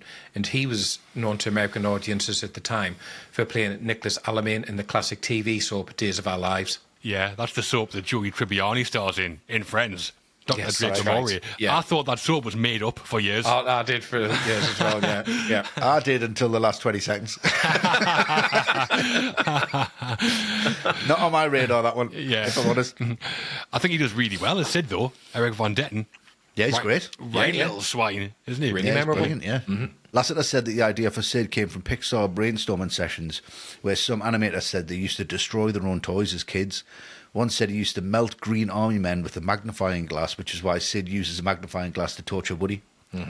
It's hilarious when Woody leaps up with that burning dot in his forehead. Sticks his head in the dog's water or something. Yeah.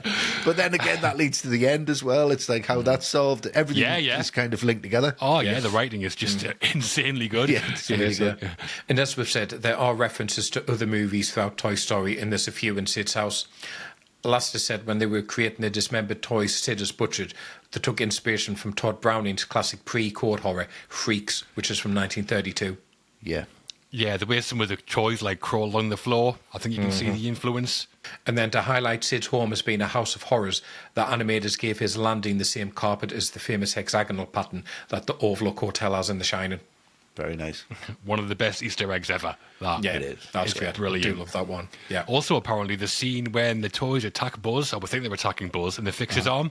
In some international versions, Hannah's doll, Janie, she says red rum. Another, really? Yeah, another Shining reference. And then when Buzz rescues Woody from the crate, we see a can that says Catmull root beer, and that's a nod to Ed Catmull, co-founder of Pixar. And the toolbox that Buzz pushes, that's his Binford, which is the same brand that Tim Allen's character uses in Home Improvement. Great when Buzz pushes the toolbox off and it just lands on Woody. Yeah. Really funny. Are you okay? Yeah, okay. And I think the funniest line in the film for me comes at Sid's when Buzz is like, I've changed my laser from stun to kill.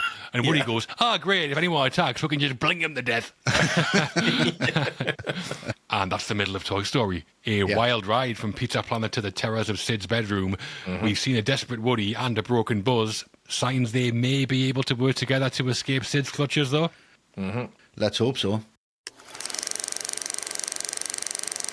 The crew. The creative team behind Toy Story was breaking ground left and right, bringing together technological innovators with artistic storytellers to create history. Tinkering away behind the scenes, we'll be talking Randy Newman, creating the soundtrack, and the team behind the visuals. But first, let's look at the folks who crafted the story, should we? Absolutely. Yes. Has Randy Newman ever tinkered? I don't know. We'll find out. The Tinker Man. Yeah. So the screenplay for Toy Story was written by Joss Whedon, Andrew Stanton, Joel Cohen, not that one, Yeah, and right. Alex Yeah. Sokolow, with a story by credit going to John Lasseter, Pete Docter, Andrew Stanton, and Joe Ranft. A collaborative effort, loads of them. Yeah. So, Matt, what do you make of Whedon, Stanton, Cohen, Sokolow, Lasseter, Docter, and Ranft's work in writing Toy Story? Well, I'm glad you said it and I didn't have to. I'll say that much. Go through them one by one. Yeah.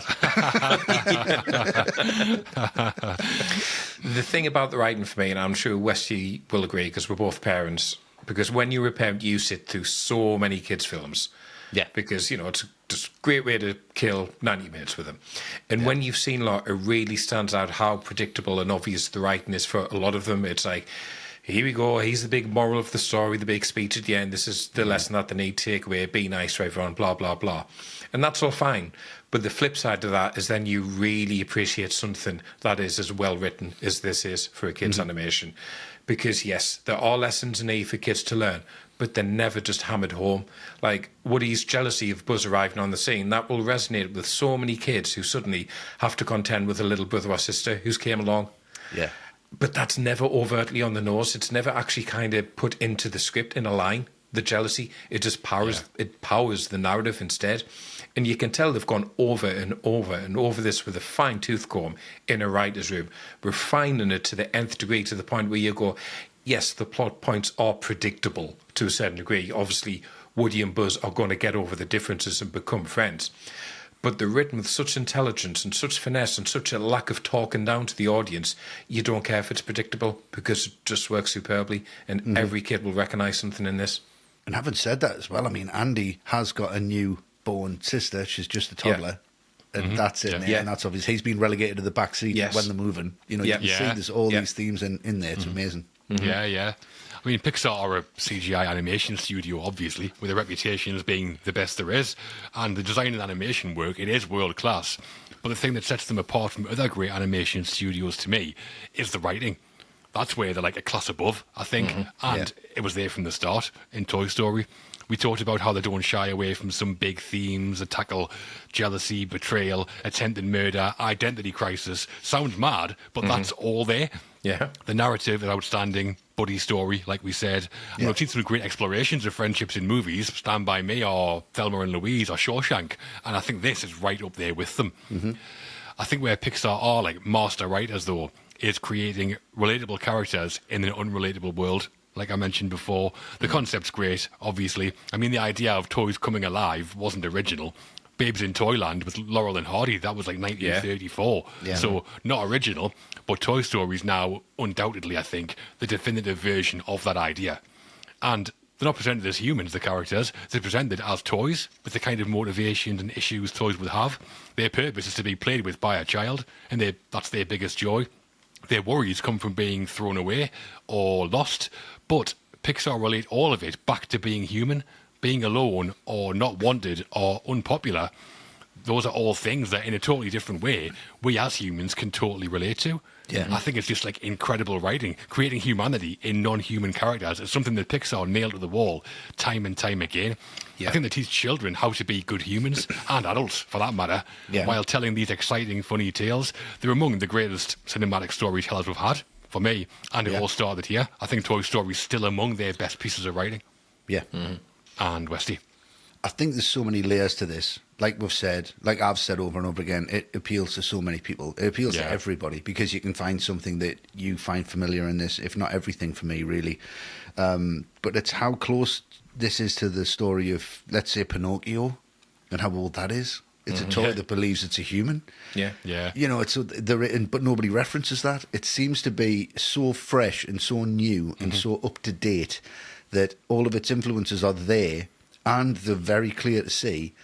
But the homages to this story, the kind of the building blocks to this story, everyone can get something from this. There's the action set pieces, there's the humour that's written into it that doesn't feel crowbarred in. It doesn't feel like, oh, let's put a gag in there because we're kind of pulling on this. All the gags help move the story forward, help the characters develop, shows their immaturity, then shows the maturity, shows, you know, everything that you want from each of the characters, and all of the characters are lovable and they all stand out, but they all work together. And I think that's great writing as well. It's very much like Cuckoo's Nest in that vibe, and it's such a joy for us to see something that breaks that obvious blueprint of this is the start, this is the confrontation, he has a speech at the end, he has the hero. And it's also great for the kids because they don't expect it, and they don't see it coming, and they know it's different, and they know it's new, and they know it's fresh, but they don't know why, but they don't have to know why. It's for us to figure out when we're older. That's why I like this so much. But the kids, they're just all the way through it. And you know it's a film that grows with you. I mean, it's been 30 years. And we're still talking about it as if it came out last week. It's like, wow, this is incredible. It's such an innovation in its technique, in its animation, but also a real innovation in its writing. Absolutely, yeah. The reason there were so many credited writers on Toy Story is because of the Black Friday incident that we mentioned earlier. So the screenplay was originally written by Andrew Stanton, based on a story by him, Lasseter, Pete Docter and Joe Ranft, who were all Pixar employees. But after Black Friday, Lasseter decided they needed some experienced screenwriters. So Joel Cohen and Alex Sokolow were a writing partnership, and they had sent a spec script to Disney called The Wooden Policeman. And based on that, they were hired to rewrite Toy Story. Yeah, the wooden policeman, it was never developed into a film. But apparently, the thing that grabbed Pixar's attention in the script was a scene in there when a kid opens a Christmas present. He thinks it's a toy gun, but it's real, and he accidentally kills his entire family. Wow. What? Get those guys in to write Woody and Buzz. Yeah, that sounds about right. Yeah. I mean, that's Mental. really good. So Cohen and Sokolow wrote about 6 drafts. They took it much closer to the film we see now, and they're responsible for coming up with Buzz's catchphrase to infinity and beyond, but Pixar still thought it was too dark. Yeah, apparently in Conan Sokolow's version, after Buzz found out he wasn't a toy, he jumped off the banister not to fly, but to try and kill himself. Big grim. Wow. To infinity and beyond, though, do you know where they took that from, that phrase? Nope. I don't. So it's from the 3rd chapter of 2001, A Space Odyssey. That's Right. called Jupiter right. and Beyond the Infinite. Right. okay. I should And know they that, took it yeah. from there, yeah. I was so pleased that wasn't more obvious. I was kicking myself. I was going to... Never noticed. Yeah. Chapter 3, to infinity and beyond. What? It's a great catchphrase, though, isn't it? Yeah, it's brilliant. Oh, it's great, yeah. So Cohen and Sokolow left the project, and Pixar hired Joss Whedon, who had written Buffy the Vampire Slayer, and he'd also done rewrites on Speed and Waterworld. So he lightened the tone, and he came up with Rex the dinosaur. And he came up with what sounds like a really good idea for the end of the film, which Pixar wanted to do, but couldn't. So stick around for that at the end. Okay. Yeah. But yeah, I think he's probably the most well-known of the writers, Joss Whedon. Yes. Went Yeah, on yeah. to create the Buffy TV show, and he Yeah. wrote and directed a couple of the Avengers films later on. Yeah. Oh, that's right, he did, yeah. The working title for Toy Story was Toy Story from the start, but Leon Critch later said that there were 200 other titles considered. Wow. It's a lot. Wow. Like we say, there's probably loads of these on the shelf and they're just working through them. The Cowboy and the Spaceman. Sounds like an Elton John song. Great. To Infinity and Beyond. Made in Taiwan. Bring Me the Arm of Buzz Lightyear. And Toys in the Hood is my favourite. That'd have been Toys great. in the Hood. Yeah. I mean, Toy Story, that's surely taken from Tokyo Story, the classic Maybe, Japanese drama, yeah. I think. Yeah, Yeah. maybe, Yeah. yeah. They made the right choice, I think. Toy Story's a great title. Yeah. Joy Story's better. Well, yeah, it It's is. better. And we've talked about the books on Andy's shelf having inside references to Pixar, and there's lots of others in the film. So Andy is named after Andries van Dam, and he's an animation pioneer, and he taught many of the Pixar animators at Brown University. Right? Yeah, no relation to Jean-Claude Van Damme. Sadly. I mean, presumably. Maybe there is, I don't know. No. Hopefully not. And on the back of the Pizza Planet truck, there's a sticker that says Krat FM, and this is reference to T.A.W. Cratter, who was a digital painter on the film. Yeah, her job description was imperfectionist, apparently. It was Right. her job to make things look more realistic by adding scuff marks and scratches Right. and like dirt to surfaces. Something that everybody else started doing like straight away after Yeah. this. My Yeah. dream job, that. Nice. She would have been great on Alien. Was she on Alien? And Sid's backpack had a message written on it, Julie McBarfel has cooties. And this is reference to Julia MacDonald, a camera manager, and she asked to be referenced in the film. Yeah, presumably she asked for it to be done in a playful way. Otherwise, Yeah. Julia McBarfel is a bit harsh. Yeah. We've got you in there. Look out for it. Yeah. And the Davis family car's license plate registration is A113, and A113 was the number of a classroom at California Institute of Arts, and that's where lots of Pixar's animators studied. That's in lots of films, that, isn't it? There's It's loads of in references loads. to that. It's in Yeah. loads, yeah. It's in loads, yeah. John Yeah. Lasseter studied there. Yeah, you're right. Finding Nemo, Monsters University, Wall-E. It's in loads of them, yeah. Yeah. And then lastly, the removal company who helped the Davises move, they are called Eggman Movers, and that's named after the art director Ralph Eggleston. And the license plate of the removal van is MLY1K9, and that means Molly 1K9, a reference to the Pixar office dog at the time. Oh, nice. And Molly's also the name of Andy's sister, isn't it? It is, yeah. Yeah. So go work at Pixar. Not just a cool job, but they'll probably put you in one of the films as well. Yeah. Immortalised. Yeah. Yeah. I want to live with a musician. For their work in writing Toy Story, Joss Whedon, Andrew Stanton, Joel Cohen and Alex Sokolow were nominated for Best Original Screenplay at the Academy Awards. The first animated film to ever be nominated for that award, which is some going. Yeah. They lost out to Christopher McQuarrie for The Usual Suspects, which, Right. losing with style, at least. Yeah, fair enough. Yeah. And for us, in creating the world, the characters, the narrative of Toy Story, the screenplay here is pretty timeless. Yeah, it's incredible. Brilliant. From the writing, we move to the music and the composer on Toy Story in Randy Newman. Yeah. Already established as a pop singer, songwriter and film composer, Newman had released 8 studio albums by this point and composed scores for films like The Natural, Parenthood, Awakenings and Maverick. Yeah. Yes. Yep. The music in Toy Story. It's got a friend in you, I'd bet, Matt. Oh, it definitely does. Because this is another element where it's just astonishing how pretty much perfect it sounds straight off the bat for Pixar. Yeah. And you just think, this just simply couldn't have sounded any other way. How else would you score this apart from this way? There's a warmth and a lightness to the music. I think the songs are really cleverly used as this kind of Greek chorus on what the characters are feeling. So you don't have to have exposition in the script. I mean, to start off with You've Got a Friend in Me, I mean, that works on the level of it's the relationship between Woody and Andy. It's the relationship that Woody and Buzz will develop by the end, but it's also the relationship between Pixar and the audience. It's saying, you're going to be all right with us, we're going to hold your hand, we're on your side, and everything's going to be okay through this film. It's just yet another perfect element to the film.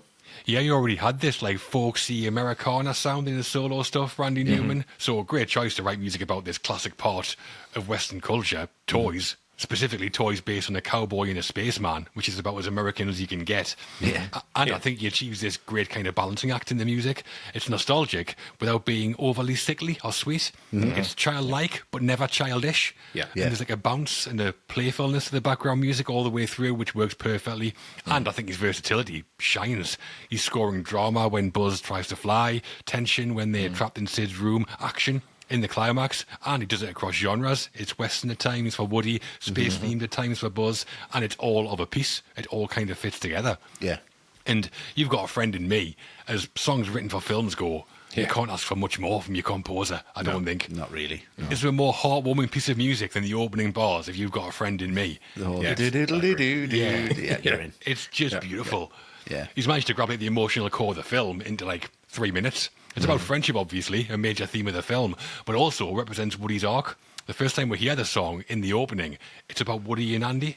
When we hear it again in the closing credits, I think it's about Woody and Buzz. Yeah. Yeah, So it is, yeah. He was already really successful, Randy Newman, but I think now he's probably most well known as the guy who did Toy Story. I think so, And- yeah. Yeah, and for good reason. Great work, I think. Yeah. Yeah. The thing about the songs on Toy Story, right, is that the songs on Toy Story, like sometimes you'll hear a song on a film and you'll be able to adapt it to your life. Like, if you've got a best friend, you wouldn't send them, You've Got a Friend in Me.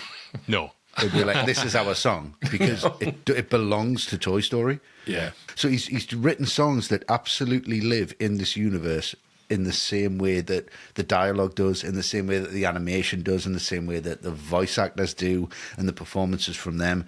It's supposed to sound like a guy at a piano in a saloon at some points. Yeah. And just how, you know, if you listen, if you want to, and it's very dismissive, I think some people can be of it, and just think that it's quite cliched. It was not in 1995. There was nothing like it. There was nothing that had that vibe and that feel to it. And to me, it is the bow on this package. It ties it all together, and it just helps reinforce the scenes, reinforce the characters, reinforce the feel of the film, which is the most important thing. And it has this really comforting, wonderful texture to it. Okay. They're not going to be massive hits on the radio. It's not going to be like Bryan Adams, you know, like at number one for 12 weeks or whatever. Wet. Yeah, wet. Yeah, just like, but then you think, well, actually, what films that off? Because the songs doesn't match the film at all, and it's just written because it's just an opportunity. This is ingrained in the film. If you hear that song on the radio, when it finishes, they have to talk about Toy Story. It doesn't feel complete without the film being with it, does it? Exactly. Everything else is the same. You quote To Infinity and Beyond and try and put that in a different context. It's not going to happen. Yeah. If I say, right, come on, guys, To Infinity and Beyond, you'd be like, shut the f*** up, that's not yours. It's got nothing to do with anything. That's that world. And Randy Newman ties all that together for me. And Disney animations were known for usually being musicals at the time, and the plan early on was for Toy Story to be a musical too. But Lasseter didn't want to make a musical, so Pixar and Disney came to a compromise, which was that it wouldn't be a musical, but music would be used as a major part of the storytelling instead. Imagine Woody just bursting into strange things. Or Buzz actually singing I Will Go Sailing No More as he jumps off the banister. That's what it would have been. Good, probably. With a little mic coming out of his helmet. That would have been amazing. Like Madonna. John Lasseter said he wanted the music for Toy Story to be touching and witty, and he liked the music Randy Newman had written for The Natural, the sports film with Robert Redford, and told Disney he was perfect composer. Newman wrote the score and also 3 songs that we've talked about: Strange Things, I Will Go Sailing No More, and You've Got a Friend in Me. And I agree with you, Westy. I think his vocals are really good. Randy Yeah, they're Newman. great. Yeah. They're really He's got this great. kind of insincerity in his delivery, which somehow makes the song sound more sincere, which is weird. Yeah. It's almost And like it's almost quite drunk. It's like Yeah. I'm sincere when I want to be, but then like tomorrow morning not be the same guy. But on a Yeah. night time he's Randy Newman, like we're here. Do you know what I mean? Yeah. And the second version of You've Got a Friend in Me that we hear on the end credits, that's a duet with Lyle Lovett, the country singer. Presumably to represent it's not just Woody's song now, it's Woody and Buzz's. Yeah. And Newman said that Lasseter was keen on him coming back with his own ideas, but he said he never starts writing music for movie until he's got enough of a brief from the director. He said he eventually managed to get out of Lasseter that the main theme should be about friendship. It should be witty and it should probably be slow. And based on that, he wrote You've Got a Friend in Me in one day. Based on that. Yeah, based on that, in one day as well. I mean, yeah, like we've been saying, I think in any setting, it's a good song. It's catchy, nice sentiment. You couple it with Toy Story and the visuals and the characters you think of, that's when it becomes a great song. Yeah. Yeah. For his work on Toy Story, Randy Newman was nominated for not 1, but 2 Academy Awards. Best Original Musical or Comedy Score and Best Original Song for You've Got a Friend in Me. He lost both to Alan Menken and Stephen Schwartz for Pocahontas and Colours of the Wind from Pocahontas. Neither of them I can remember. No, Neither Not- can I. not at all. From that song whatsoever. Yeah. I can't even remember Pocahontas, to be honest, till I watched Avatar, obviously. But yeah, over the years, Randy Newman's music for Toy Story has grown in reputation and now among the most recognisable movie music from the 90s. Yeah. Yeah, Very even much. the first 2 bars, you know where you Yeah. are. Instantly, yeah. Yeah. Last but not least in the crew section, we're looking at the visuals of Toy Story, which, as we've been saying, were breaking new ground at the time. Yeah. There was no director of photography as such, with it being a new venture, but some key contributors were lighting supervisor Sharon Callahan, supervising layout artist Craig Good, and director John Lasseter, overseeing everything, essentially. The visuals in Toy Story, Westy, how does it all look for you? I think it just has a really bold, really colourful, really energetic look to it. It's really accessible. It really makes sense. And the visuals were one of the things that really pulled me. I saw this at the cinema and saw nothing wrong with it in 1995. Oh, yeah. Everything felt very cinematic. And we grew up watching cartoons. Now, if you watch Tom and Jerry, it always feels like you're watching it on a stage. The background just repeats as they're It running. does. There's a laziness to it. Yeah. There's no laziness to this. This is a lesson in mise en scène. It's like you're going to put something in that frame. It needs to be there for an absolute reason. But they didn't overuse that. They didn't fill it with things like, oh, look at that over there and make it confusing for what you're looking at. The backgrounds work really well, but they didn't shoot it in a conventional way like it was on a lens. So they didn't blur a lot of the backgrounds out massively to have this portrait kind of shot to look like a telephoto or whatever else. It has its own look. It's its complete own design. And I'm always baffled looking back at this that it wasn't done with a mix of live action, because we've got Who Framed Roger Rabbit, Yeah. and we've got everything since this, and this kind of bridges. I mean, you've got Sonic come out, Paddington's come out, Ted even. You know, Stuart yeah. Little came out in '99. Yeah. This could have been Stuart Little, where you've got live action, and then the toys are basically Stuart Little running around doing stuff. Yeah. I'm amazed that didn't happen. And they just went, no, we are creating a whole world. Yeah. And some of it, you watch it now, Scud chasing after the car in that front shot, and he looks a bit like Tomb Raider. Fine. Doesn't bother me at all. It just adds to the story, it adds to the world, and it makes perfect sense for me. I think the way that these visuals have been done scream to me that it's finished and it's polished and it's laminated. How many times would this have been turned into Toy Story, the graphic novel, Toy Story, the comic book? Yeah. You know, from that visual point of view. Yeah, you know what it is? They nailed it that well. They didn't need to produce any more visuals for it. There was no room because they'd done it. So it's a universe they've created. Like we've said, we're going to probably say this about everything when it comes to the crew and when it comes to the execution, is that everyone's created something that you cannot pick apart. It is watertight, all of it.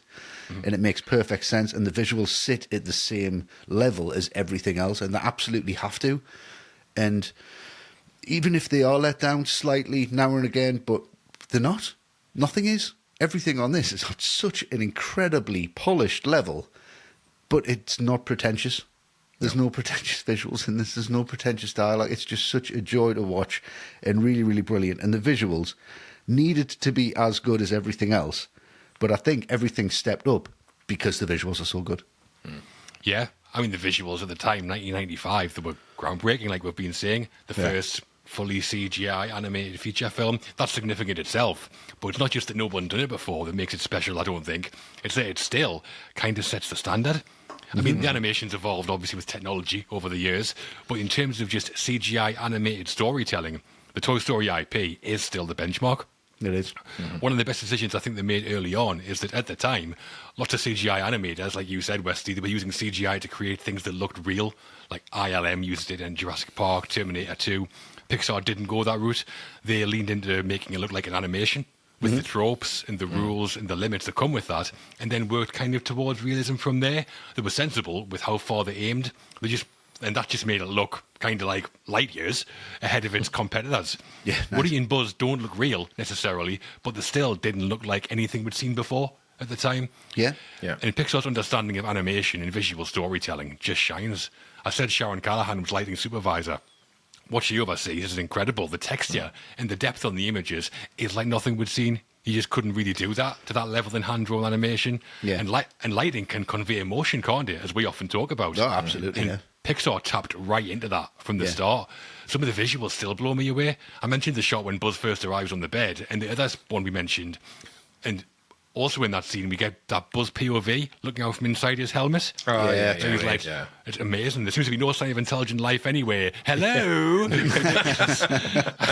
It's just the sound of the breathing and that as well. Yeah, Yeah. it's great. But I think it's the contrast ratios that they're really taking on board, and it looks like real life because you've got shadow in there. And you know, like we've talked about when Andy's holding up Buzz and there's a silhouette, it's not a pure black silhouette. Yeah, yeah. No. You still see some detail in there, so it looks realistic. So there's them contrast ratios that really work.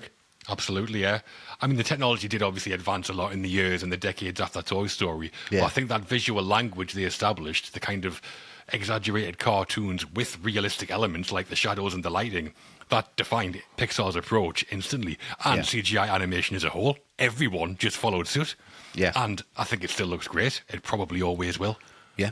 Yeah, I mean, groundbreaking's the word, isn't it? And I completely agree with what you're saying. Yeah, if you look at later Pixar films, yes, they definitely get better at animating humans in particular, I think. Yeah. Maybe you could say some of the faces in this are a bit stiff and a bit generic when they kind of compare them to the other ones. They all look a bit similar. But, you know, they're starting from scratch here. Like from absolute scratch. So any criticism you have, I think it's okay to kind of dismiss it, like Wesley's saying. But for me, it's the way that they kind of replicate the way that the camera moves in the scene. You know, a lot of previous animations could be a bit static, but this one, you know, shots like the POV of Woody being pushed down the banister or going round and round and round on the swivel chair, you know, that's taking the idea of movement in animation to another level entirely. Yeah. And it's also a film that's not just content to just have day and night animation, which I would guess is probably easier. You know, that scene before Pizza Planet, it's dusk and everything's just bathed in that orange glow and it looks incredible. So, yes, you could argue they will improve the visuals as they develop as a company, but that doesn't take away anything from how good they are here. Absolutely, for sure. And John Lasseter said they intentionally drew storyboards and created animations as if they're all being filmed by somebody with a camera. So the camera moves at times like on a crane, like I've said, and other times like it's on a steady cam. Really, really excellently done. Yeah.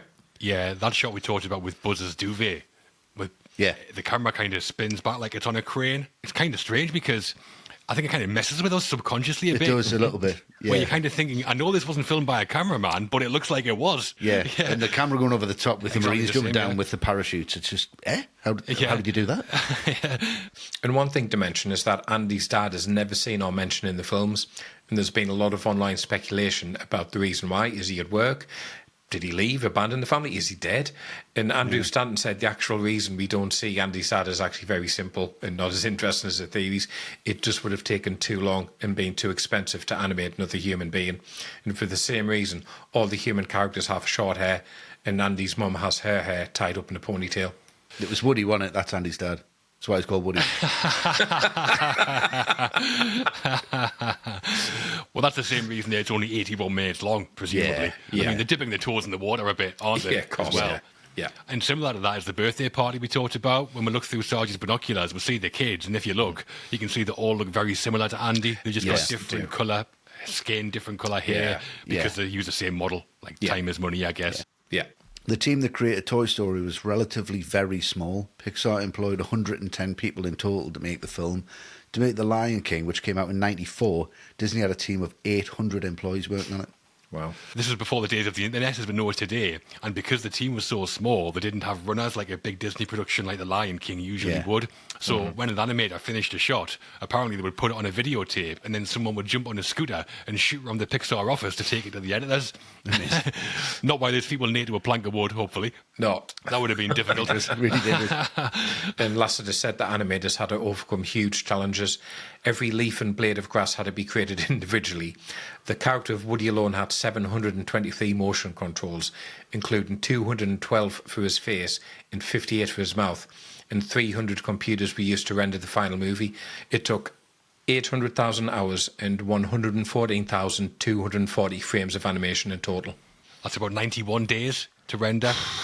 And if you've noticed as well, when the toys blink, their eyes always open and close 1 or 2 frames apart, which was to make it look more realistic. Yeah. Like major attention to detail in there, Blades of grass individually done, though. Mental. Imagine that was your... Westy, you're in charge of the grass. In California. Sound. No. No, the Toy Story grass. Oh, man. Computer technology and animation goes hand in hand today, but Lasseter said that at the time they were so different that finding an animator who knew how to use computers was pretty much impossible. So they had to hire hand-drawn or stop-motion animators and teach them how to use technology. Andrew Stanton said he would regularly come across animators trying to draw on the screens or move the screen models by hand as they didn't really understand it. Like Armageddon, teaching a bunch of drillers how to fly a spaceship. Yeah, but this makes more sense. Yeah. You can't teach an animator how to draw, can you? Yeah. And the standards that Pixar and Lasseter are setting these people who are learning on the job are still like sky high. But I guess if you pull it off, you end up with greatness, and that's kind of what they did. Yeah, definitely. Yeah. No direct Oscars recognition for the visuals on Toy Story. It didn't exist as a category at the time, but by 2002 there was a Best Animated Feature Award, which were no small part of Pixar, I think. Yeah. Absolutely, yeah. The first winner, though, wasn't a Pixar film. Do you know what it was? Matt, well, Shrek. It was Shrek. Yeah. And DreamWorks. unbelievable. And in doing pioneering work, Toy Story did help establish a visual language that would kind of define computer animation for years to come, I think. Yeah. Oh, absolutely. Oh, definitely. So we've looked at some people who worked on Toy Story there, the writers, and there was a few of them, bringing the script to life, Randy Newman creating the famous soundtrack, and the animation teams setting new standards. All in all, pretty impressive stuff from the Pixar crew. Very impressive stuff. Hugely, yeah. The end. The final act of Toy Story sees Woody and Buzz facing their biggest challenges yet. The climax, where our heroes chase down Andy in a death-defying car pursuit, is coming, but first, it's the final confrontation with Sid. It is. So, with Buzz accepting he is a toy after all, and deciding to help Woody escape, potential disaster strikes. With Sid planning to launch Buzz skyward on a firework at 8:25 a.m, Woody and the other dismembered toys hatch a plan. He sets the alarm for 8:25, and it goes off at 7. Bit of an error, I think. Yeah. But what do you make of the show down in Sid's backyard, Westy? I mean, it's fantastic, isn't it? It's just a great, great plan from Woody. It is. It's ingenious. I'll be honest with you. When he puts his little temper aside, he's really got an intelligent brain there, and it really works. And the fact that he's just allowed to do this stuff, he throws Woody on the barbecue, saying we're going to have a cook-off later. Really strange, but that's excellent that the match goes in the holster. I absolutely love that because you think, right, okay, that's going to happen. But I love this revenge that happens on Sid. I love the fact that Woody lies down, Buzz doesn't know what's happening, picks him up, he knows he's going to say something to him, he's got the plan worked out. And this is where it goes from the action films of the 80s, the Hitchcock whodunit, and now we're into horror movies. Yeah. We're into these great horror movie tropes. There's Night of the Living Dead in there, there's Hellraisers in there, there's an excellent nod to The Exorcist, which that head spin, which has been done so many times before, and it's always made me give it a bit of an eye roll of like, but it works so well here because of the speed that it's done and the dialogue in which that accompanies it. In that us toys, we see everything. Yeah. And that must freak him out. And It does. Yeah, but that would freak him out at the time. But then I think that would be enough. But then Woody comes to life, and he's just really in his face, and he becomes a real life toy, and they're closing in on him, and that's it. He's had enough, and he freaks out, and it totally grounds him to the point where he goes in now. I mean, Sid gets a pretty bad rap. I'm going to say that. Okay. He's quite inventive, but he does it from the wrong spectrum. So he does it from the wrong side. He does it from a side of aggression and a side of non-understanding and a side of destruction, which is never good. Yeah. But if it was done in a playful way, I think it would have been nice to see a bit more of a resolution for Sid's character. Because I feel like, he's the bad guy, but I would like to have seen him altering toys for good at the end. Just, maybe just before the Christmas bit, maybe it cuts back to Sid the year later, and it goes to Sid fixing the toys at Christmas, and then pans around and goes through Andy's window and just kind of travels down the road where they've moved to.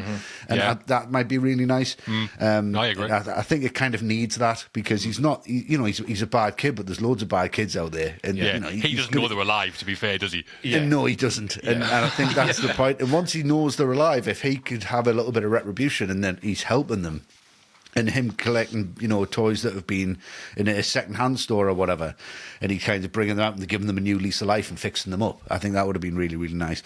But this whole bit in Sid's yard is excellent because it's what you want. It's, retribution for the toys. It's revenge for the guys who are there. Treat us nice. I would like to have seen that, but at the same time, it sets up the match. It sets up the ending. It sets up the rocket. It sets up what they're going to do, how they're going to do it. And it just, from here, it just gets ridiculous. And by ridiculous, I mean excellent. Well, that little action scene they would get before that, where they distract Scud to get him out of the house and then shoot out the dog flap on the skateboard. Great little moment, that. But Woody's saving Buzz, also kind of redeeming himself. His whole arc in the film's about overcoming his jealousy, his selfishness, and this moment proves that his transformation's complete. He's willing to risk everything and break the toy's kind of prime directive to save Buzz. There's a great little touch when they do go to leave. Woody jumps on the car and Buzz gets stuck in the fence and says, "I'll catch up." Woody earlier would have left him, but not anymore. He comes back, And you mentioned a few there, Westy. There's another classic film reference I spot here as well, when the mangled army man comes up out the dirty water. Reminds me of Apocalypse Now. Yeah, right. Yeah. And surely Sid's never getting over this. No. His scream when the spider baby thing lands on his head is like blood curdling. Of course, he's terrified. He ends up being a binman in like the second one. He's off to therapy after this. Michael Myers. Just listening to music and hitting bins for the rest of his life. Poor kid. I just think the writing is so good in this scene because the film has been so much about the rivalry between Woody and Buzz, but at the same time they've built up this threat of Sid as an actual villain in the background, and Woody and Buzz resolve their problems just in time for Sid to take centre stage. But at the same time, Andy's about to literally leave to go to his new house, so it's like there's a ticking time bomb going on in the background. They've got to get out of there now, or they'll miss the chance to go with Andy. So there's a lot of plates being spun here, and not one of them is wobbling. They're all perfectly in sync. And it even sets up a small thing like Woody having the match with them at the end in a way that makes perfect sense. If as Wesley says, makes perfect sense he'd put it in his holster. Why wouldn't you?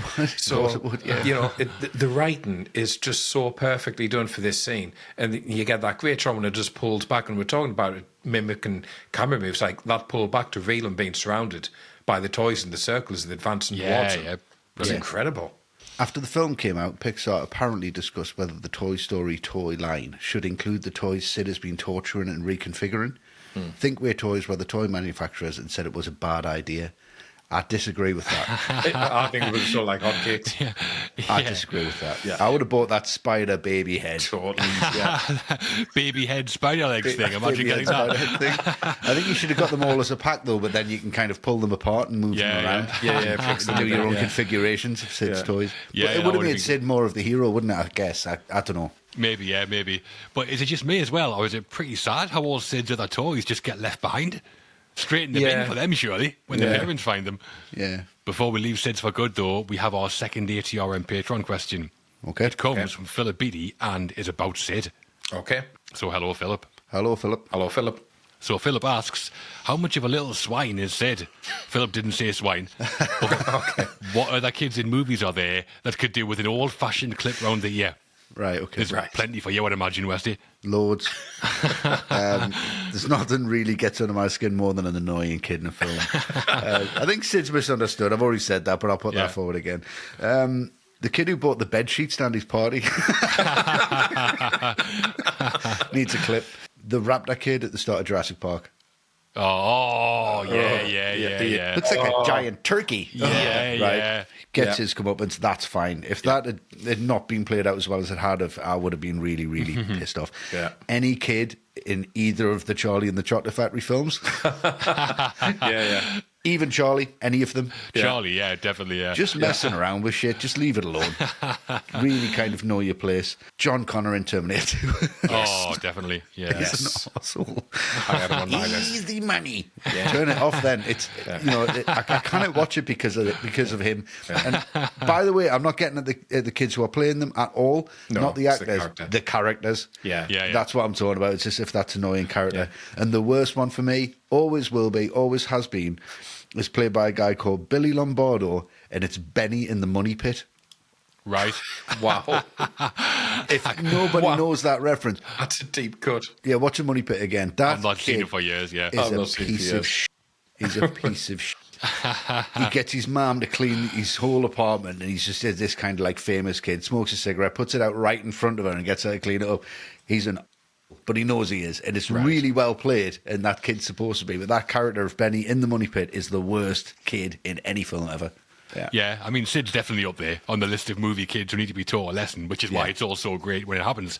There are others, but when it's done well, I actually kind of like those evil child characters. Oh, it's done well, yeah. Yeah, like Veruca Salt from Willy Wonka and the Chocolate Factory. I don't think we're meant to like her because she's a bit spoilt and a loudmouth. Yeah. But I think she's great. I think she's really funny. She's not great, like. There's characters who we're meant to like that I often don't. Right, Like for me yeah. on Jurassic Park, Tim, the know-it-all kid. They should have turned that electricity fence up, not off. Anakin from The Phantom Menace is a classic, obviously. Yeah, it is, yeah. But the most repulsive child character I've seen anywhere isn't in movies. He's on TV. Joffrey from Game of Thrones. Right, I Right, knew that would yeah. kind of come up, yeah. I think he might be the best love-to-hate character I've ever seen anywhere. Yeah. What a bastard, but brilliant. And spoilers, Game of Thrones definitely got worse for me after he went. Right. Yeah, I definitely had John Connor on my list as well. Do you call moi a dip? Oh, yeah. Call you worse than that, sunshine. You keep on going like that. Yeah. If you've seen, there's a Christmas horror film called Krampus about a visiting family, Yeah. and all Oh, the yeah. kids in that are obnoxious. Yeah, I agree with that, yeah. Give all I those a forgot about clip. that. Good film, though. It's a really good film, yeah. Yeah, it's But really good, yeah. You do want to slap the kids though. And then Draco from Harry Potter, just because he has one expression throughout 7 films. Just like, Potter, and that's it. Yeah, good does. point. Well, any of them in the first Harry Potter, to be Actually, yeah, neither. Yeah. Ron's all right, isn't he? honest. No. Bloody hell. No. Rubbish. Well, as for our Toy Story heroes, they're back in the game and after the removal van. And for Sid, sad or glad to see him go? I'm glad to see him go. I'm sad not to see him redeemed. Yeah, Nice. yeah. I'm coming around to that idea as well. With Sid dealt with, our heroes now face an even bigger problem, catching up with the family moving van. Woody and Buzz hightail it after Andy with Scud in hot pursuit. Andy's remote-controlled car RC turns up to help. Sid's Yeah. firework comes in very handy, and Yeah. Buzz flies them to safety. Yes. Matt, is it flying or falling with style for the Toy Story climax? Oh, it's absolutely flying by now, this film. Yeah. So much great storytelling here in terms of how everything this chase needs has been set up. The magnifying glass effect on Woody was set up scenes earlier. That's going to come back. As I said, the match comes back into play that was set up in the previous scene. It just dovetails together beautifully. In the scene itself, it's very Spielberg, the way that Spielberg will construct an action scene, like Yeah, in an yeah. indie film. Marion Yeah. set the fuel on fire, but she's trapped in the plane, and then he's got to fight the engineer at the same time. So there's 3 things going on at the same time. 3 layers of peril. So it's not just they're chasing the van, but they're being chased by Scud. And it's not just that, but the toys in the van still don't trust Woody. It's really funny when he gets in there and he's chucking everything out. And Rex goes, he's at it again. He's at it again. I love that. Really It's funny. like crash zoom, isn't it? It's like Crash Zoom, really funny. Then they're ducking under the cars, and then just when they leave Scud behind, the batteries run out, and then the match gets blown out. There's just so many match moving... getting blown out is it's so Great, good. yeah, it's great. So good, because there's so many moving parts to the sequence, and just when you think, this is it, that happens, and you're like, well, how did they get back? And everything is so harmonious. Everything is just beautifully in sync. So when you get to the resolution of they explode the rocket and you get the call back to the Fallen with style, this could be really on the nose, but it's not. It's just perfectly judged. I agree, Matt. I think this is how you write and execute an action climax to your film. It's like a masterclass. It's got everything. It's funny. It's exciting. It's got the feels in there. And it's the writing of it to start with. I think as a climax, the plotting is perfect. Starts with them running after the van. Scud spots them from the porch, which ties into when they lured him out the front door. Ties in brilliantly. Love it when Scud's yanking Woody off the back of the van and Woody twangs his eyelids.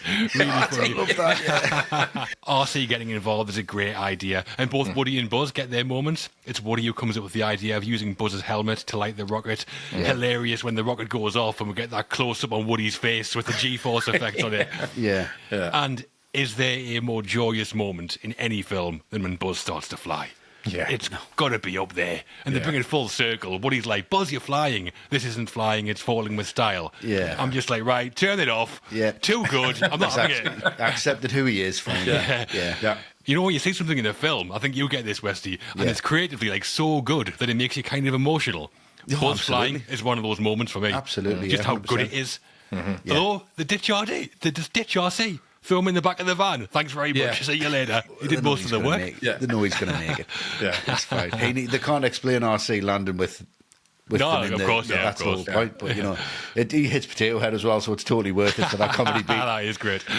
I mean, it's as good of a final action set piece as you're going to get. Yeah. When we did the Aliens episode years ago, you turned around and said, the end of Aliens is so good, I can't believe it exists. And I feel exactly the same about the end of Toy Story because it ties so many things back together again. That match going out, like we've mentioned, is such a gut punch. But then it's euphoric. It's down, then it's up. And there's just this great euphoria to it. It's absolutely brilliant, the way this is all put together. And there's certain lines to it that you know that they've found the place in the world. And that's kind of all we want to do as human beings. All we want to do as people is find your place and find your meaning and find out where you're necessary and who you care about and what your small group of friends is and your family. And he's found that. Buzz has found that. And he knows the importance of it now. And he gets it when he admits that it's fallen with style. Yeah. And he admits to Woody that it's fallen with style, but then Woody then repeats to infinity and beyond. So they kind of buy into each other's personalities. Yeah. And are really just saying, I love you too. I buy who you are now. I get who you are now. Yeah. And it's such a beautiful thing and so well measured. And it's just really encapsulated and surrounded by this action sequence. But I tear up every time I watch it now because I'm like, that's what life's about, really. It's about finding your place, accepting who you are, and accepting everyone else around you for who they are. And that's what it does at the end of this film. And they miss everybody. They know everyone's fine. They drop RC off because they can't explain that. So Woody knows that, and Buzz knows that he's going to drop off, so they trust each other. And then when he says, we've missed the truck, and Buzz says, we're not aiming for the truck. Brilliant. Yeah. It just gets better and better and better. Yeah. And that final scoop up, when he scoops up and he knows he can fly. Yeah. He is a space ranger. He's done everything that he wanted to do. He can fly. He's cut his wings, cut the rocket off. He needs them. It's everything that he thought he was. He is, but just in a different context. Yeah. So everything you think you are, you probably are. But you've got to find your context. You've got to find your space in life. You've got to find your people in life. You've got to find your room. And that's what the end of Toy Story does. So important, so good, so powerful, so emotional, but so joyous. I agree. It's just so good. A beautiful piece of writing, isn't it? Yeah, it is. It really is. And it all comes together so well that you don't have to put any effort into watching this film. No. You don't have to put any effort into feeling something because it will do it for you. Yeah. And it will make sure you're all right at the end of it. Yeah. And that's such a gift. I agree. So we mentioned earlier that Joss Whedon had an idea for the end of the film that Pixar liked but couldn't do. And we also said that Barbie was originally meant to be in the film, but Mattel wouldn't allow it. So when Joss Whedon came onto the film to do rewrites, he wrote Barbie into the climax. And originally, the idea was that when Woody and Buzz are chasing the van, Barbie would drive her Corvette off the back of the truck and rescue them from Scud. Right. Which sounds amazing. Whedon said it was inspired by Sarah Connor in Terminator 2, but Mattel said they didn't want to give Barbie a defined persona, which is why they said no. It does sound like it would have been good, though. Imagine a Terminator toy voiced by Arnold. Best character ever. It would have been raining outside. It would have been like, before she drives off, like, Barbie, there's a storm outside. I know. And then straight. It still works with RC, though, pretty well. Oh, RC's great. I love RC. Yeah. It runs out of batteries. And then we hit Turbo. Turbo's great. Yeah, it's great, yeah. I love it when they're back in the car with Andy and Woody and Buzz wink at each other. End the scene. Perfect. Yeah. There you go. Done. Yeah, done. Yeah. Doesn't end just there, though, does it? We get the Yuletide denouement. Any thoughts on that? Yeah. Matt? I mean, all the writing in the film has been about dotting the I's and crossing the T's and threading everything together, so it does feel very circular that it should end with Andy getting presents again at the end. It feels a bit strange. It's Christmas, not his next birthday. I don't know if that's just me, but it's just a small thing. Yeah. But it's nice to see that Buzz is the worried one this time. It's a great gag and a great callback that Mr. Potato Head finally gets a Mrs. Potato Head. And obviously, great end, because the only thing worse than another toy is a puppy, because not only is that going to take Andy's attention, it will chew on everything. So it's a perfect way to wrap it all up. I think that gift is the reason that it is Christmas, because if it was Andy's birthday, that would be Andy's dog. I think it's a family dog that comes at Christmas. Okay. Right. Yeah. So that lands that the makes ending, sense. really, doesn't it? Yeah. Okay. Yeah. I just can't believe there's not been a Toy Story Christmas film. That would have been great. Yeah. Did they not do a short film that was I think they did. Christmas They themed? might have, I think they have, I think definitely did a Halloween one. Yeah, they have. I think they have, yeah. And Mrs. Potato Head turns up. Wonder what Mr. Potato Head's up to on Boxing Day. The dirty dog. Great final scene, though. Yeah. I love the iris fade to black at the end as well. Perfect. Yeah, that's really good. Yeah. Try to do that in Indiana Jones, didn't work, did it? No, definitely not. And that is the end of Toy Story. From traumatizing Sid to chasing the moving van, Woody and Buzz go from rivals to best friends. Pretty joyous, and all wrapped up with a neat Christmas bow for us. Really joyous, yeah. Absolutely. Yeah, great. Reception and awards. So that is the story of Toy Story. And it opened in cinemas in November 1995. Yeah. How did it do on its release? Well, Matt the Stats had his eyes on so many numbers, he's had to replace them like Mr. Potato Head. So, tell us all about it, Matt. So, production budget was $30 million, and Toy Story grossed a massive $394.4 million worldwide, making it the biggest global hit of the year. And it did well at the Oscars too. While it wasn't eligible for Best Animated Feature, as we've said, John Lasseter was awarded a Special Achievement Academy Award, and the film was also nominated for 3 other Oscars. Randy Newman for Best Score, Best Original Song for him again, for You've Got a Friend in Me, and Joss Whedon, Andrew Stanton, Joel Cohen and Alex Sokolow for Best Screenplay. Didn't do too badly then, is what you're saying, Matt. Not at all. I bet they couldn't believe it, the reception that it got. Oh, I bet, yeah. I bet the budget, thank God for that. Yeah. A mixture of all of it, Paid those 100-hour weeks worth it. Yeah, not even celebrating, just being like, yeah, that makes sense. Thanks. Week is up in a week. Yeah, I haven't slept in like 3 years. Several months before release, Disney had some secret screenings of the film while it was still being worked on. Audiences were told that they were going to see a screening of Operation Dumbo Drop, a Disney war comedy. And when they were in the theatre, they were told it was actually an experimental animated film called Toy Story. They all had to sign NDAs if they wanted to stay in and watch it. Definitely would have done that. 100%. Definitely. Imagine the people that left furious didn't get to see Operation Dumbo Drop. I'm not signing that. Storming out. Yeah.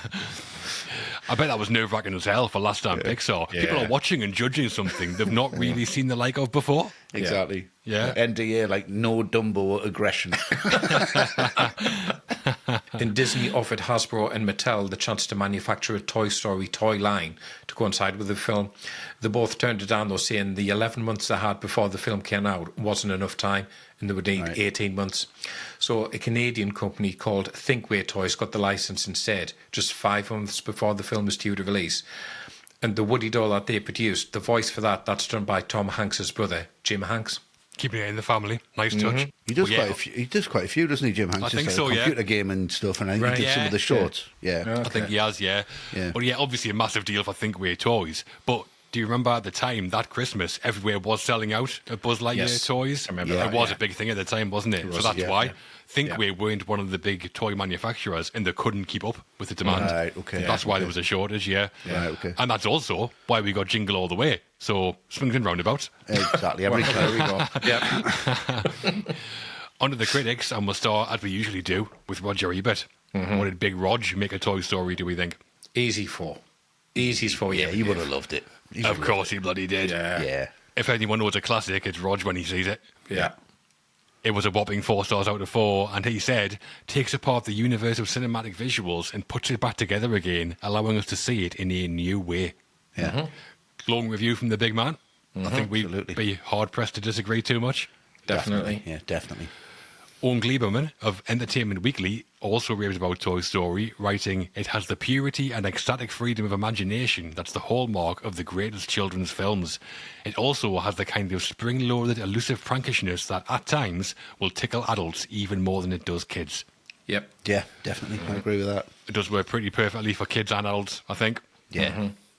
And the full 5 stars from Empire magazine, where Caroline Westbrook said, just perfect. Script, character, animation. This man just to break free of the yoke of children's movie to simply be one of the best movies of the 90s, full stop. Nice. Yep. I think, if anything, Caroline's been proved even more right there, with hindsight, probably. I think so. Yeah. Yeah, definitely. Yeah.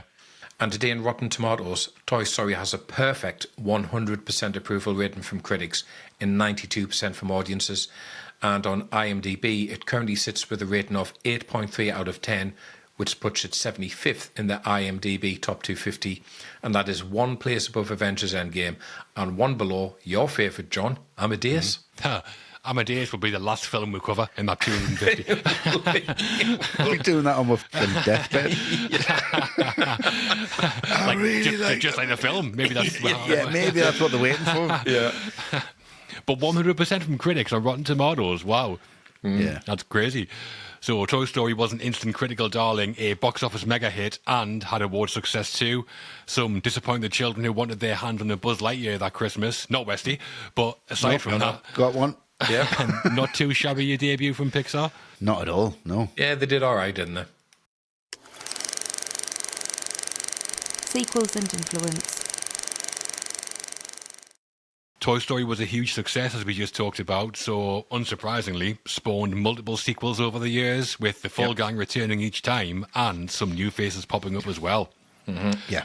And on the sequels, we also have our third and final ATRM Patreon question. Okay.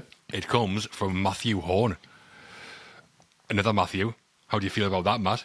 The more the better. Like Toy Story 2, where there's 2 Buzz Lightyears. Yeah, exactly. Yeah. Yeah. Is he Spanish? Yeah. Doesn't sound like it, we'll see. Well, this Matthew's asked, easy question for the team. What's your favourite Toy Story film? For Matthew, 3's perfect, but 2 is simply the best, and maybe the best sequel ever made. It's in the conversation. It is in the conversation. What do you think, Matt?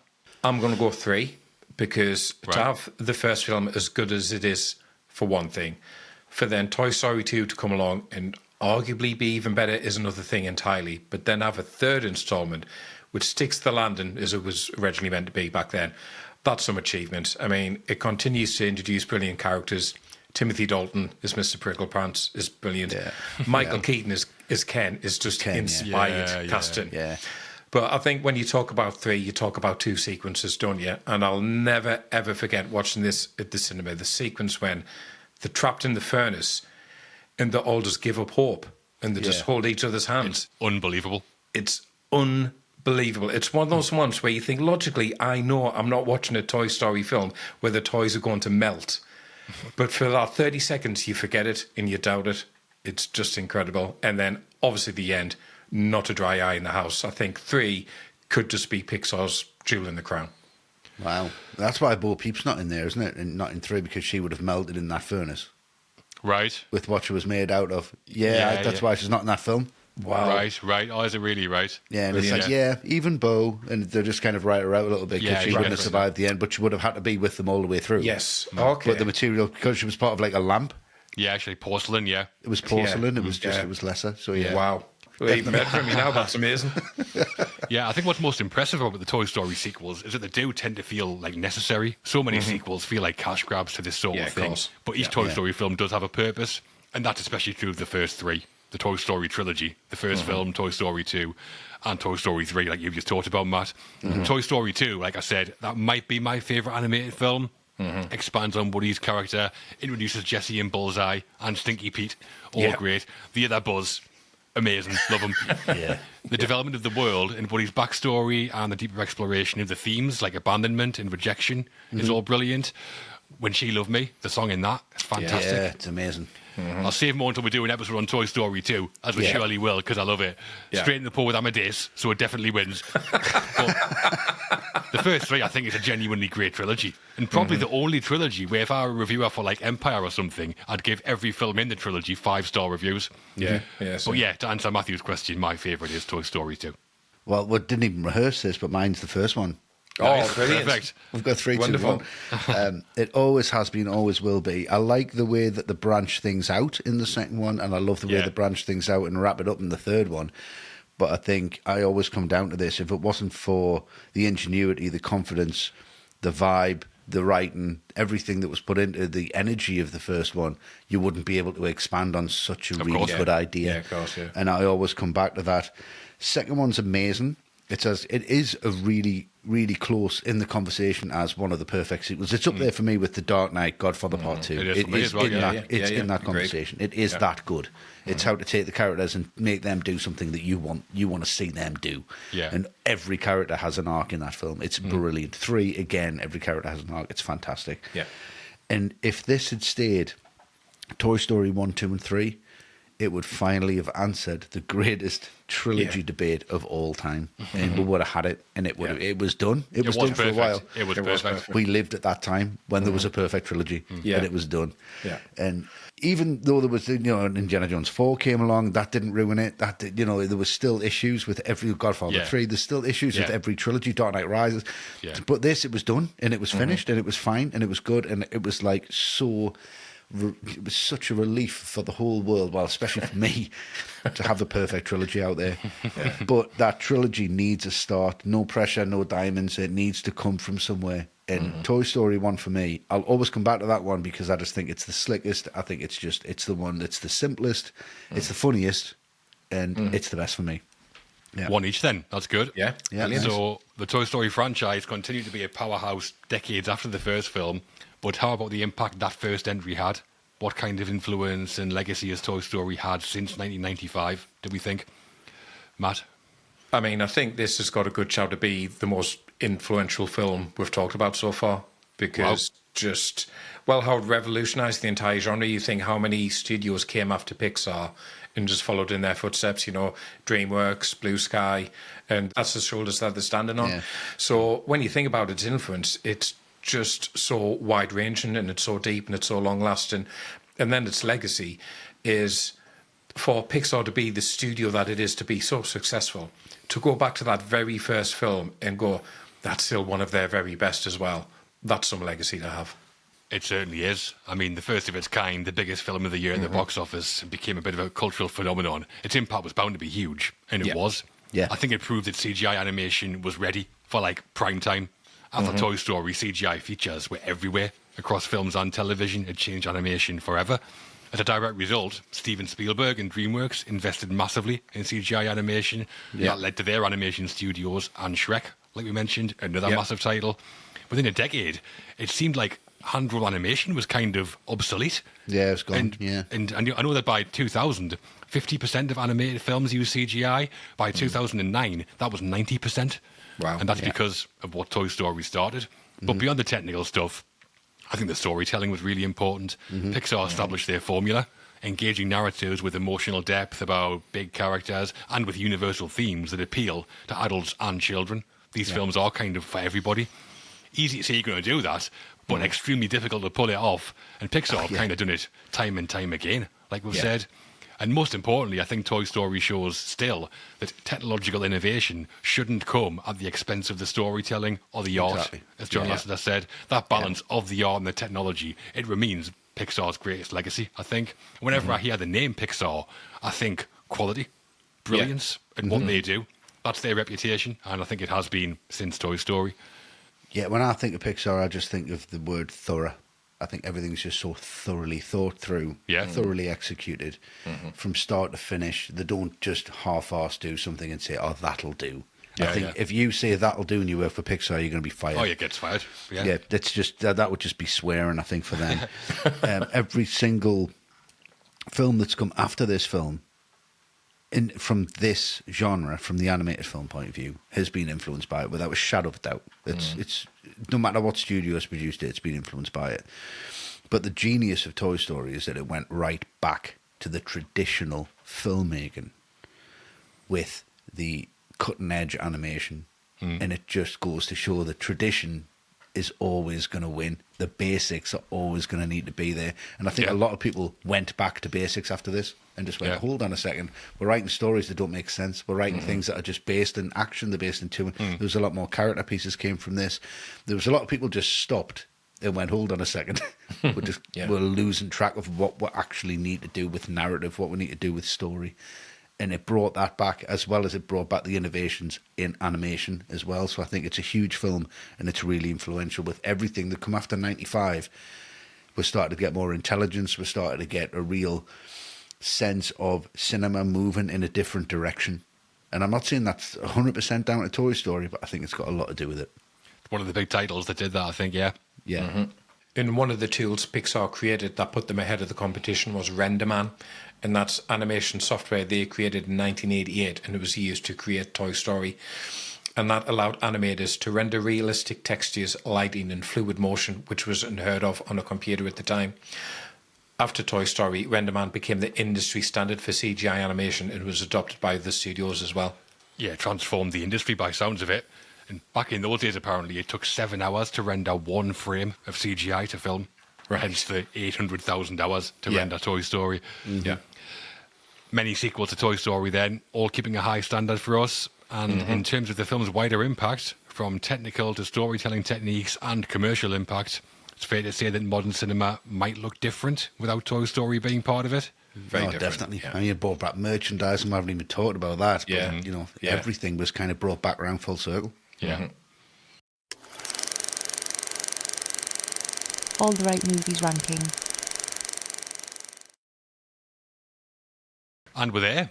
Toy Story completed. Now it's time for our ratings, where we each score the film out of 10. Okay. So, Westy, start us off, please. Your summary and score for Toy Story. This is going to be my shortest summary that I've ever done on All the Right Movies. You say that every time, and then it goes on for 5 minutes. That's totally fair enough. Yeah. But you haven't said that as accidentally made it longer. So no, this will be me shortest. I've said what I've wanted to say, and if you want to go back, like, especially with the ending, how it all comes together, right? So that's that. I've said what I've said about how important the film is. I started work a little bit later today. I had a shoot at 2 o'clock. I went into the shoot, and they said, what have you been doing this morning? I said, I'm doing a podcast tonight. They're like, oh, what are you doing the podcast on? I was like, I'm doing it on Toy Story. And they said, oh, this shoot's just going to be an absolute joy. You must be in such a good place. Nice. It's a 10. Everyone knows what you get from this film. They know how you're going to feel after it. It's going to make you feel incredible as a human being, and it's worth watching. If you've never ever seen it, I am so jealous of you. If you have seen it, just watch it again. It's just incredible, and everybody knows it, and that's the genius of it. It's an easy 10. And was the shoot a joy? It was for me, and it was for them. Yeah, it was a really, really good time. We all had a great time. So, I mean, if we should all just start work late and just watch Toy Story every morning. Toy Story. Toy Story, it would be a much better place. So yeah, loads and loads to get into with this one. You come at Toy Story from just about any aspect, and it's still kind of worth discussing. Innovation, influence, entertainment, success. It ticks all the kind of boxes we like. Yeah. And beneath all that, on a personal level, I just think it's brilliant. Starting with the writing, the concepts, toys that come to life when humans aren't looking. Simple, but executed as well as a concept could be executed, I think. Yeah. The themes it explores, identity, jealousy, abandonment, they have depth. The narrative, the classic buddy story, and one of the best examples of one. And the two buddies in question, Woody and Buzz Lightyear, are two of modern cinema's great characters, I think. Indeed. And as we've been talking about, it was a technical marvel at the time, the first feature-length CGI animation, first out the gate, and is still the name that all of its peers are judged against. First, and still the benchmark. I mean, that is true greatness. It's also an easy 10 for me. Yeah. And Matt, to finish us off, your summary and score for Toy Story, please. 11, I think. All the way. He's got 11. It is so clearly a masterpiece. It's so clearly a definitive film in the genre of animation, and it has not dated one bit. And it is kind of amazing that so much of what we consider to be iconic about Pixar was right there in that first film. And it just runs all the way through the middle of it. You don't have to like dig around to find it. It's stamped all the way through it. It's not broke, don't fix it, right? Yeah, exactly. Yeah. And it is pretty much a flawless film. And even if I think about the rest of Pixar's filmography, and I do think the two sequels are a bit better than this, and I think some of their other films push the boundaries of animation more and maybe do tell more complicated stories about like grief and loneliness and loss. But those films wouldn't exist without this one getting there first at that level of quality. So for that reason alone, it's a 10. Well, we also put this out to our ATRM patrons to get their thoughts, and the response was maybe predictably overwhelmingly positive. Yeah. Jorgen Finn Bjerkins, hopefully I pronounced that correctly. If not, apologies, please correct me, Jorgen. Yep, let us know. He said a sea change when it comes to animated movies, and would have merited a high mark regardless of the story. But it also has a wonderful story about friendship, feeling left out, and finding new meaning in life. A clear 10. Beautiful. And then Jorgen says, look forward to the ATRM treatment. Thanks for a wonderful podcast. Greetings from Norway. Oh, wonderful. Thanks, mate. International listeners. Love it. Greetings from the UK, Jorgen. Yeah. James Robert Keithley had this to say. How many times has a movie became an all-time classic while also innovating a brand new form? Yeah. The fact that this was the first of an entirely new chapter in movies makes it one of the most significant films in history. Love this movie. Will forever be one of my all-time favourites. Lovely. Changing the form while also being the best to do it. It's like the Beatles. Some achievement, isn't it? And finally, Dominic Bramley said, incredible film and right at home on most lists of movies that changed cinema. Technically groundbreaking with an amazing cast and a script with humour and heart. Giving it a 9, as that is probably the maximum I'd go for this type of film. Then, get this, reserving 10s for genuine acting classics like The Godfather 1 and 2, fair enough, and The Wrath of Khan. Khan! Is this your alter ego? Is this Surely Dominic has just said that because he thought I might read it out if he did. And he was right. Sure. Yeah. No, there's no reason for that to be it. No. Well done if you're getting John to read that out, because I mean, that's perfectly done. But come on, a 9.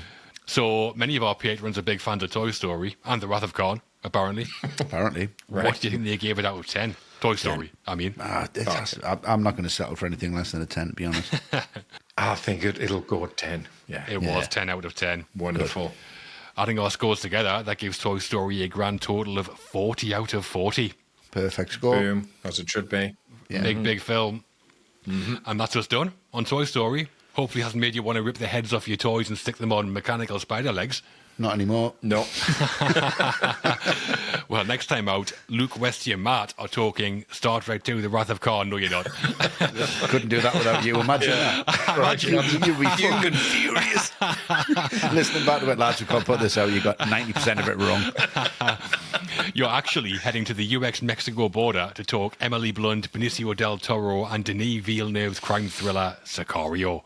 Oh, yeah. I'll try and get Wrath of Khan in there somehow, though. Yeah, we'll try. Please I'll do. work on it. I'll try. Things are going to get dark and morally murky.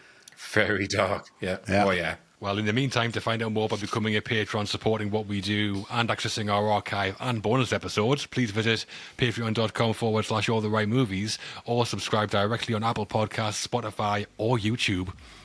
Also, please leave us 5-star reviews on Apple Podcasts or the other streaming platforms of your choice. That really helps us out. Does. Socially, you can keep up with all the right movies on X, where we are at AT Right Movies, where we post threads that tell the stories behind classic films. Everything's based on 3 separate sources, like our podcasts are.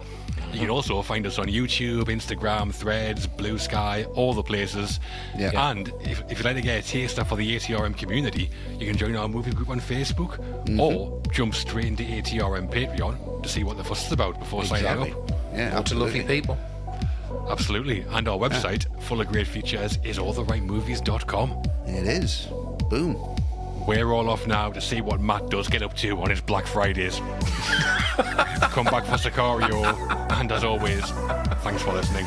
Thanks for listening, guys.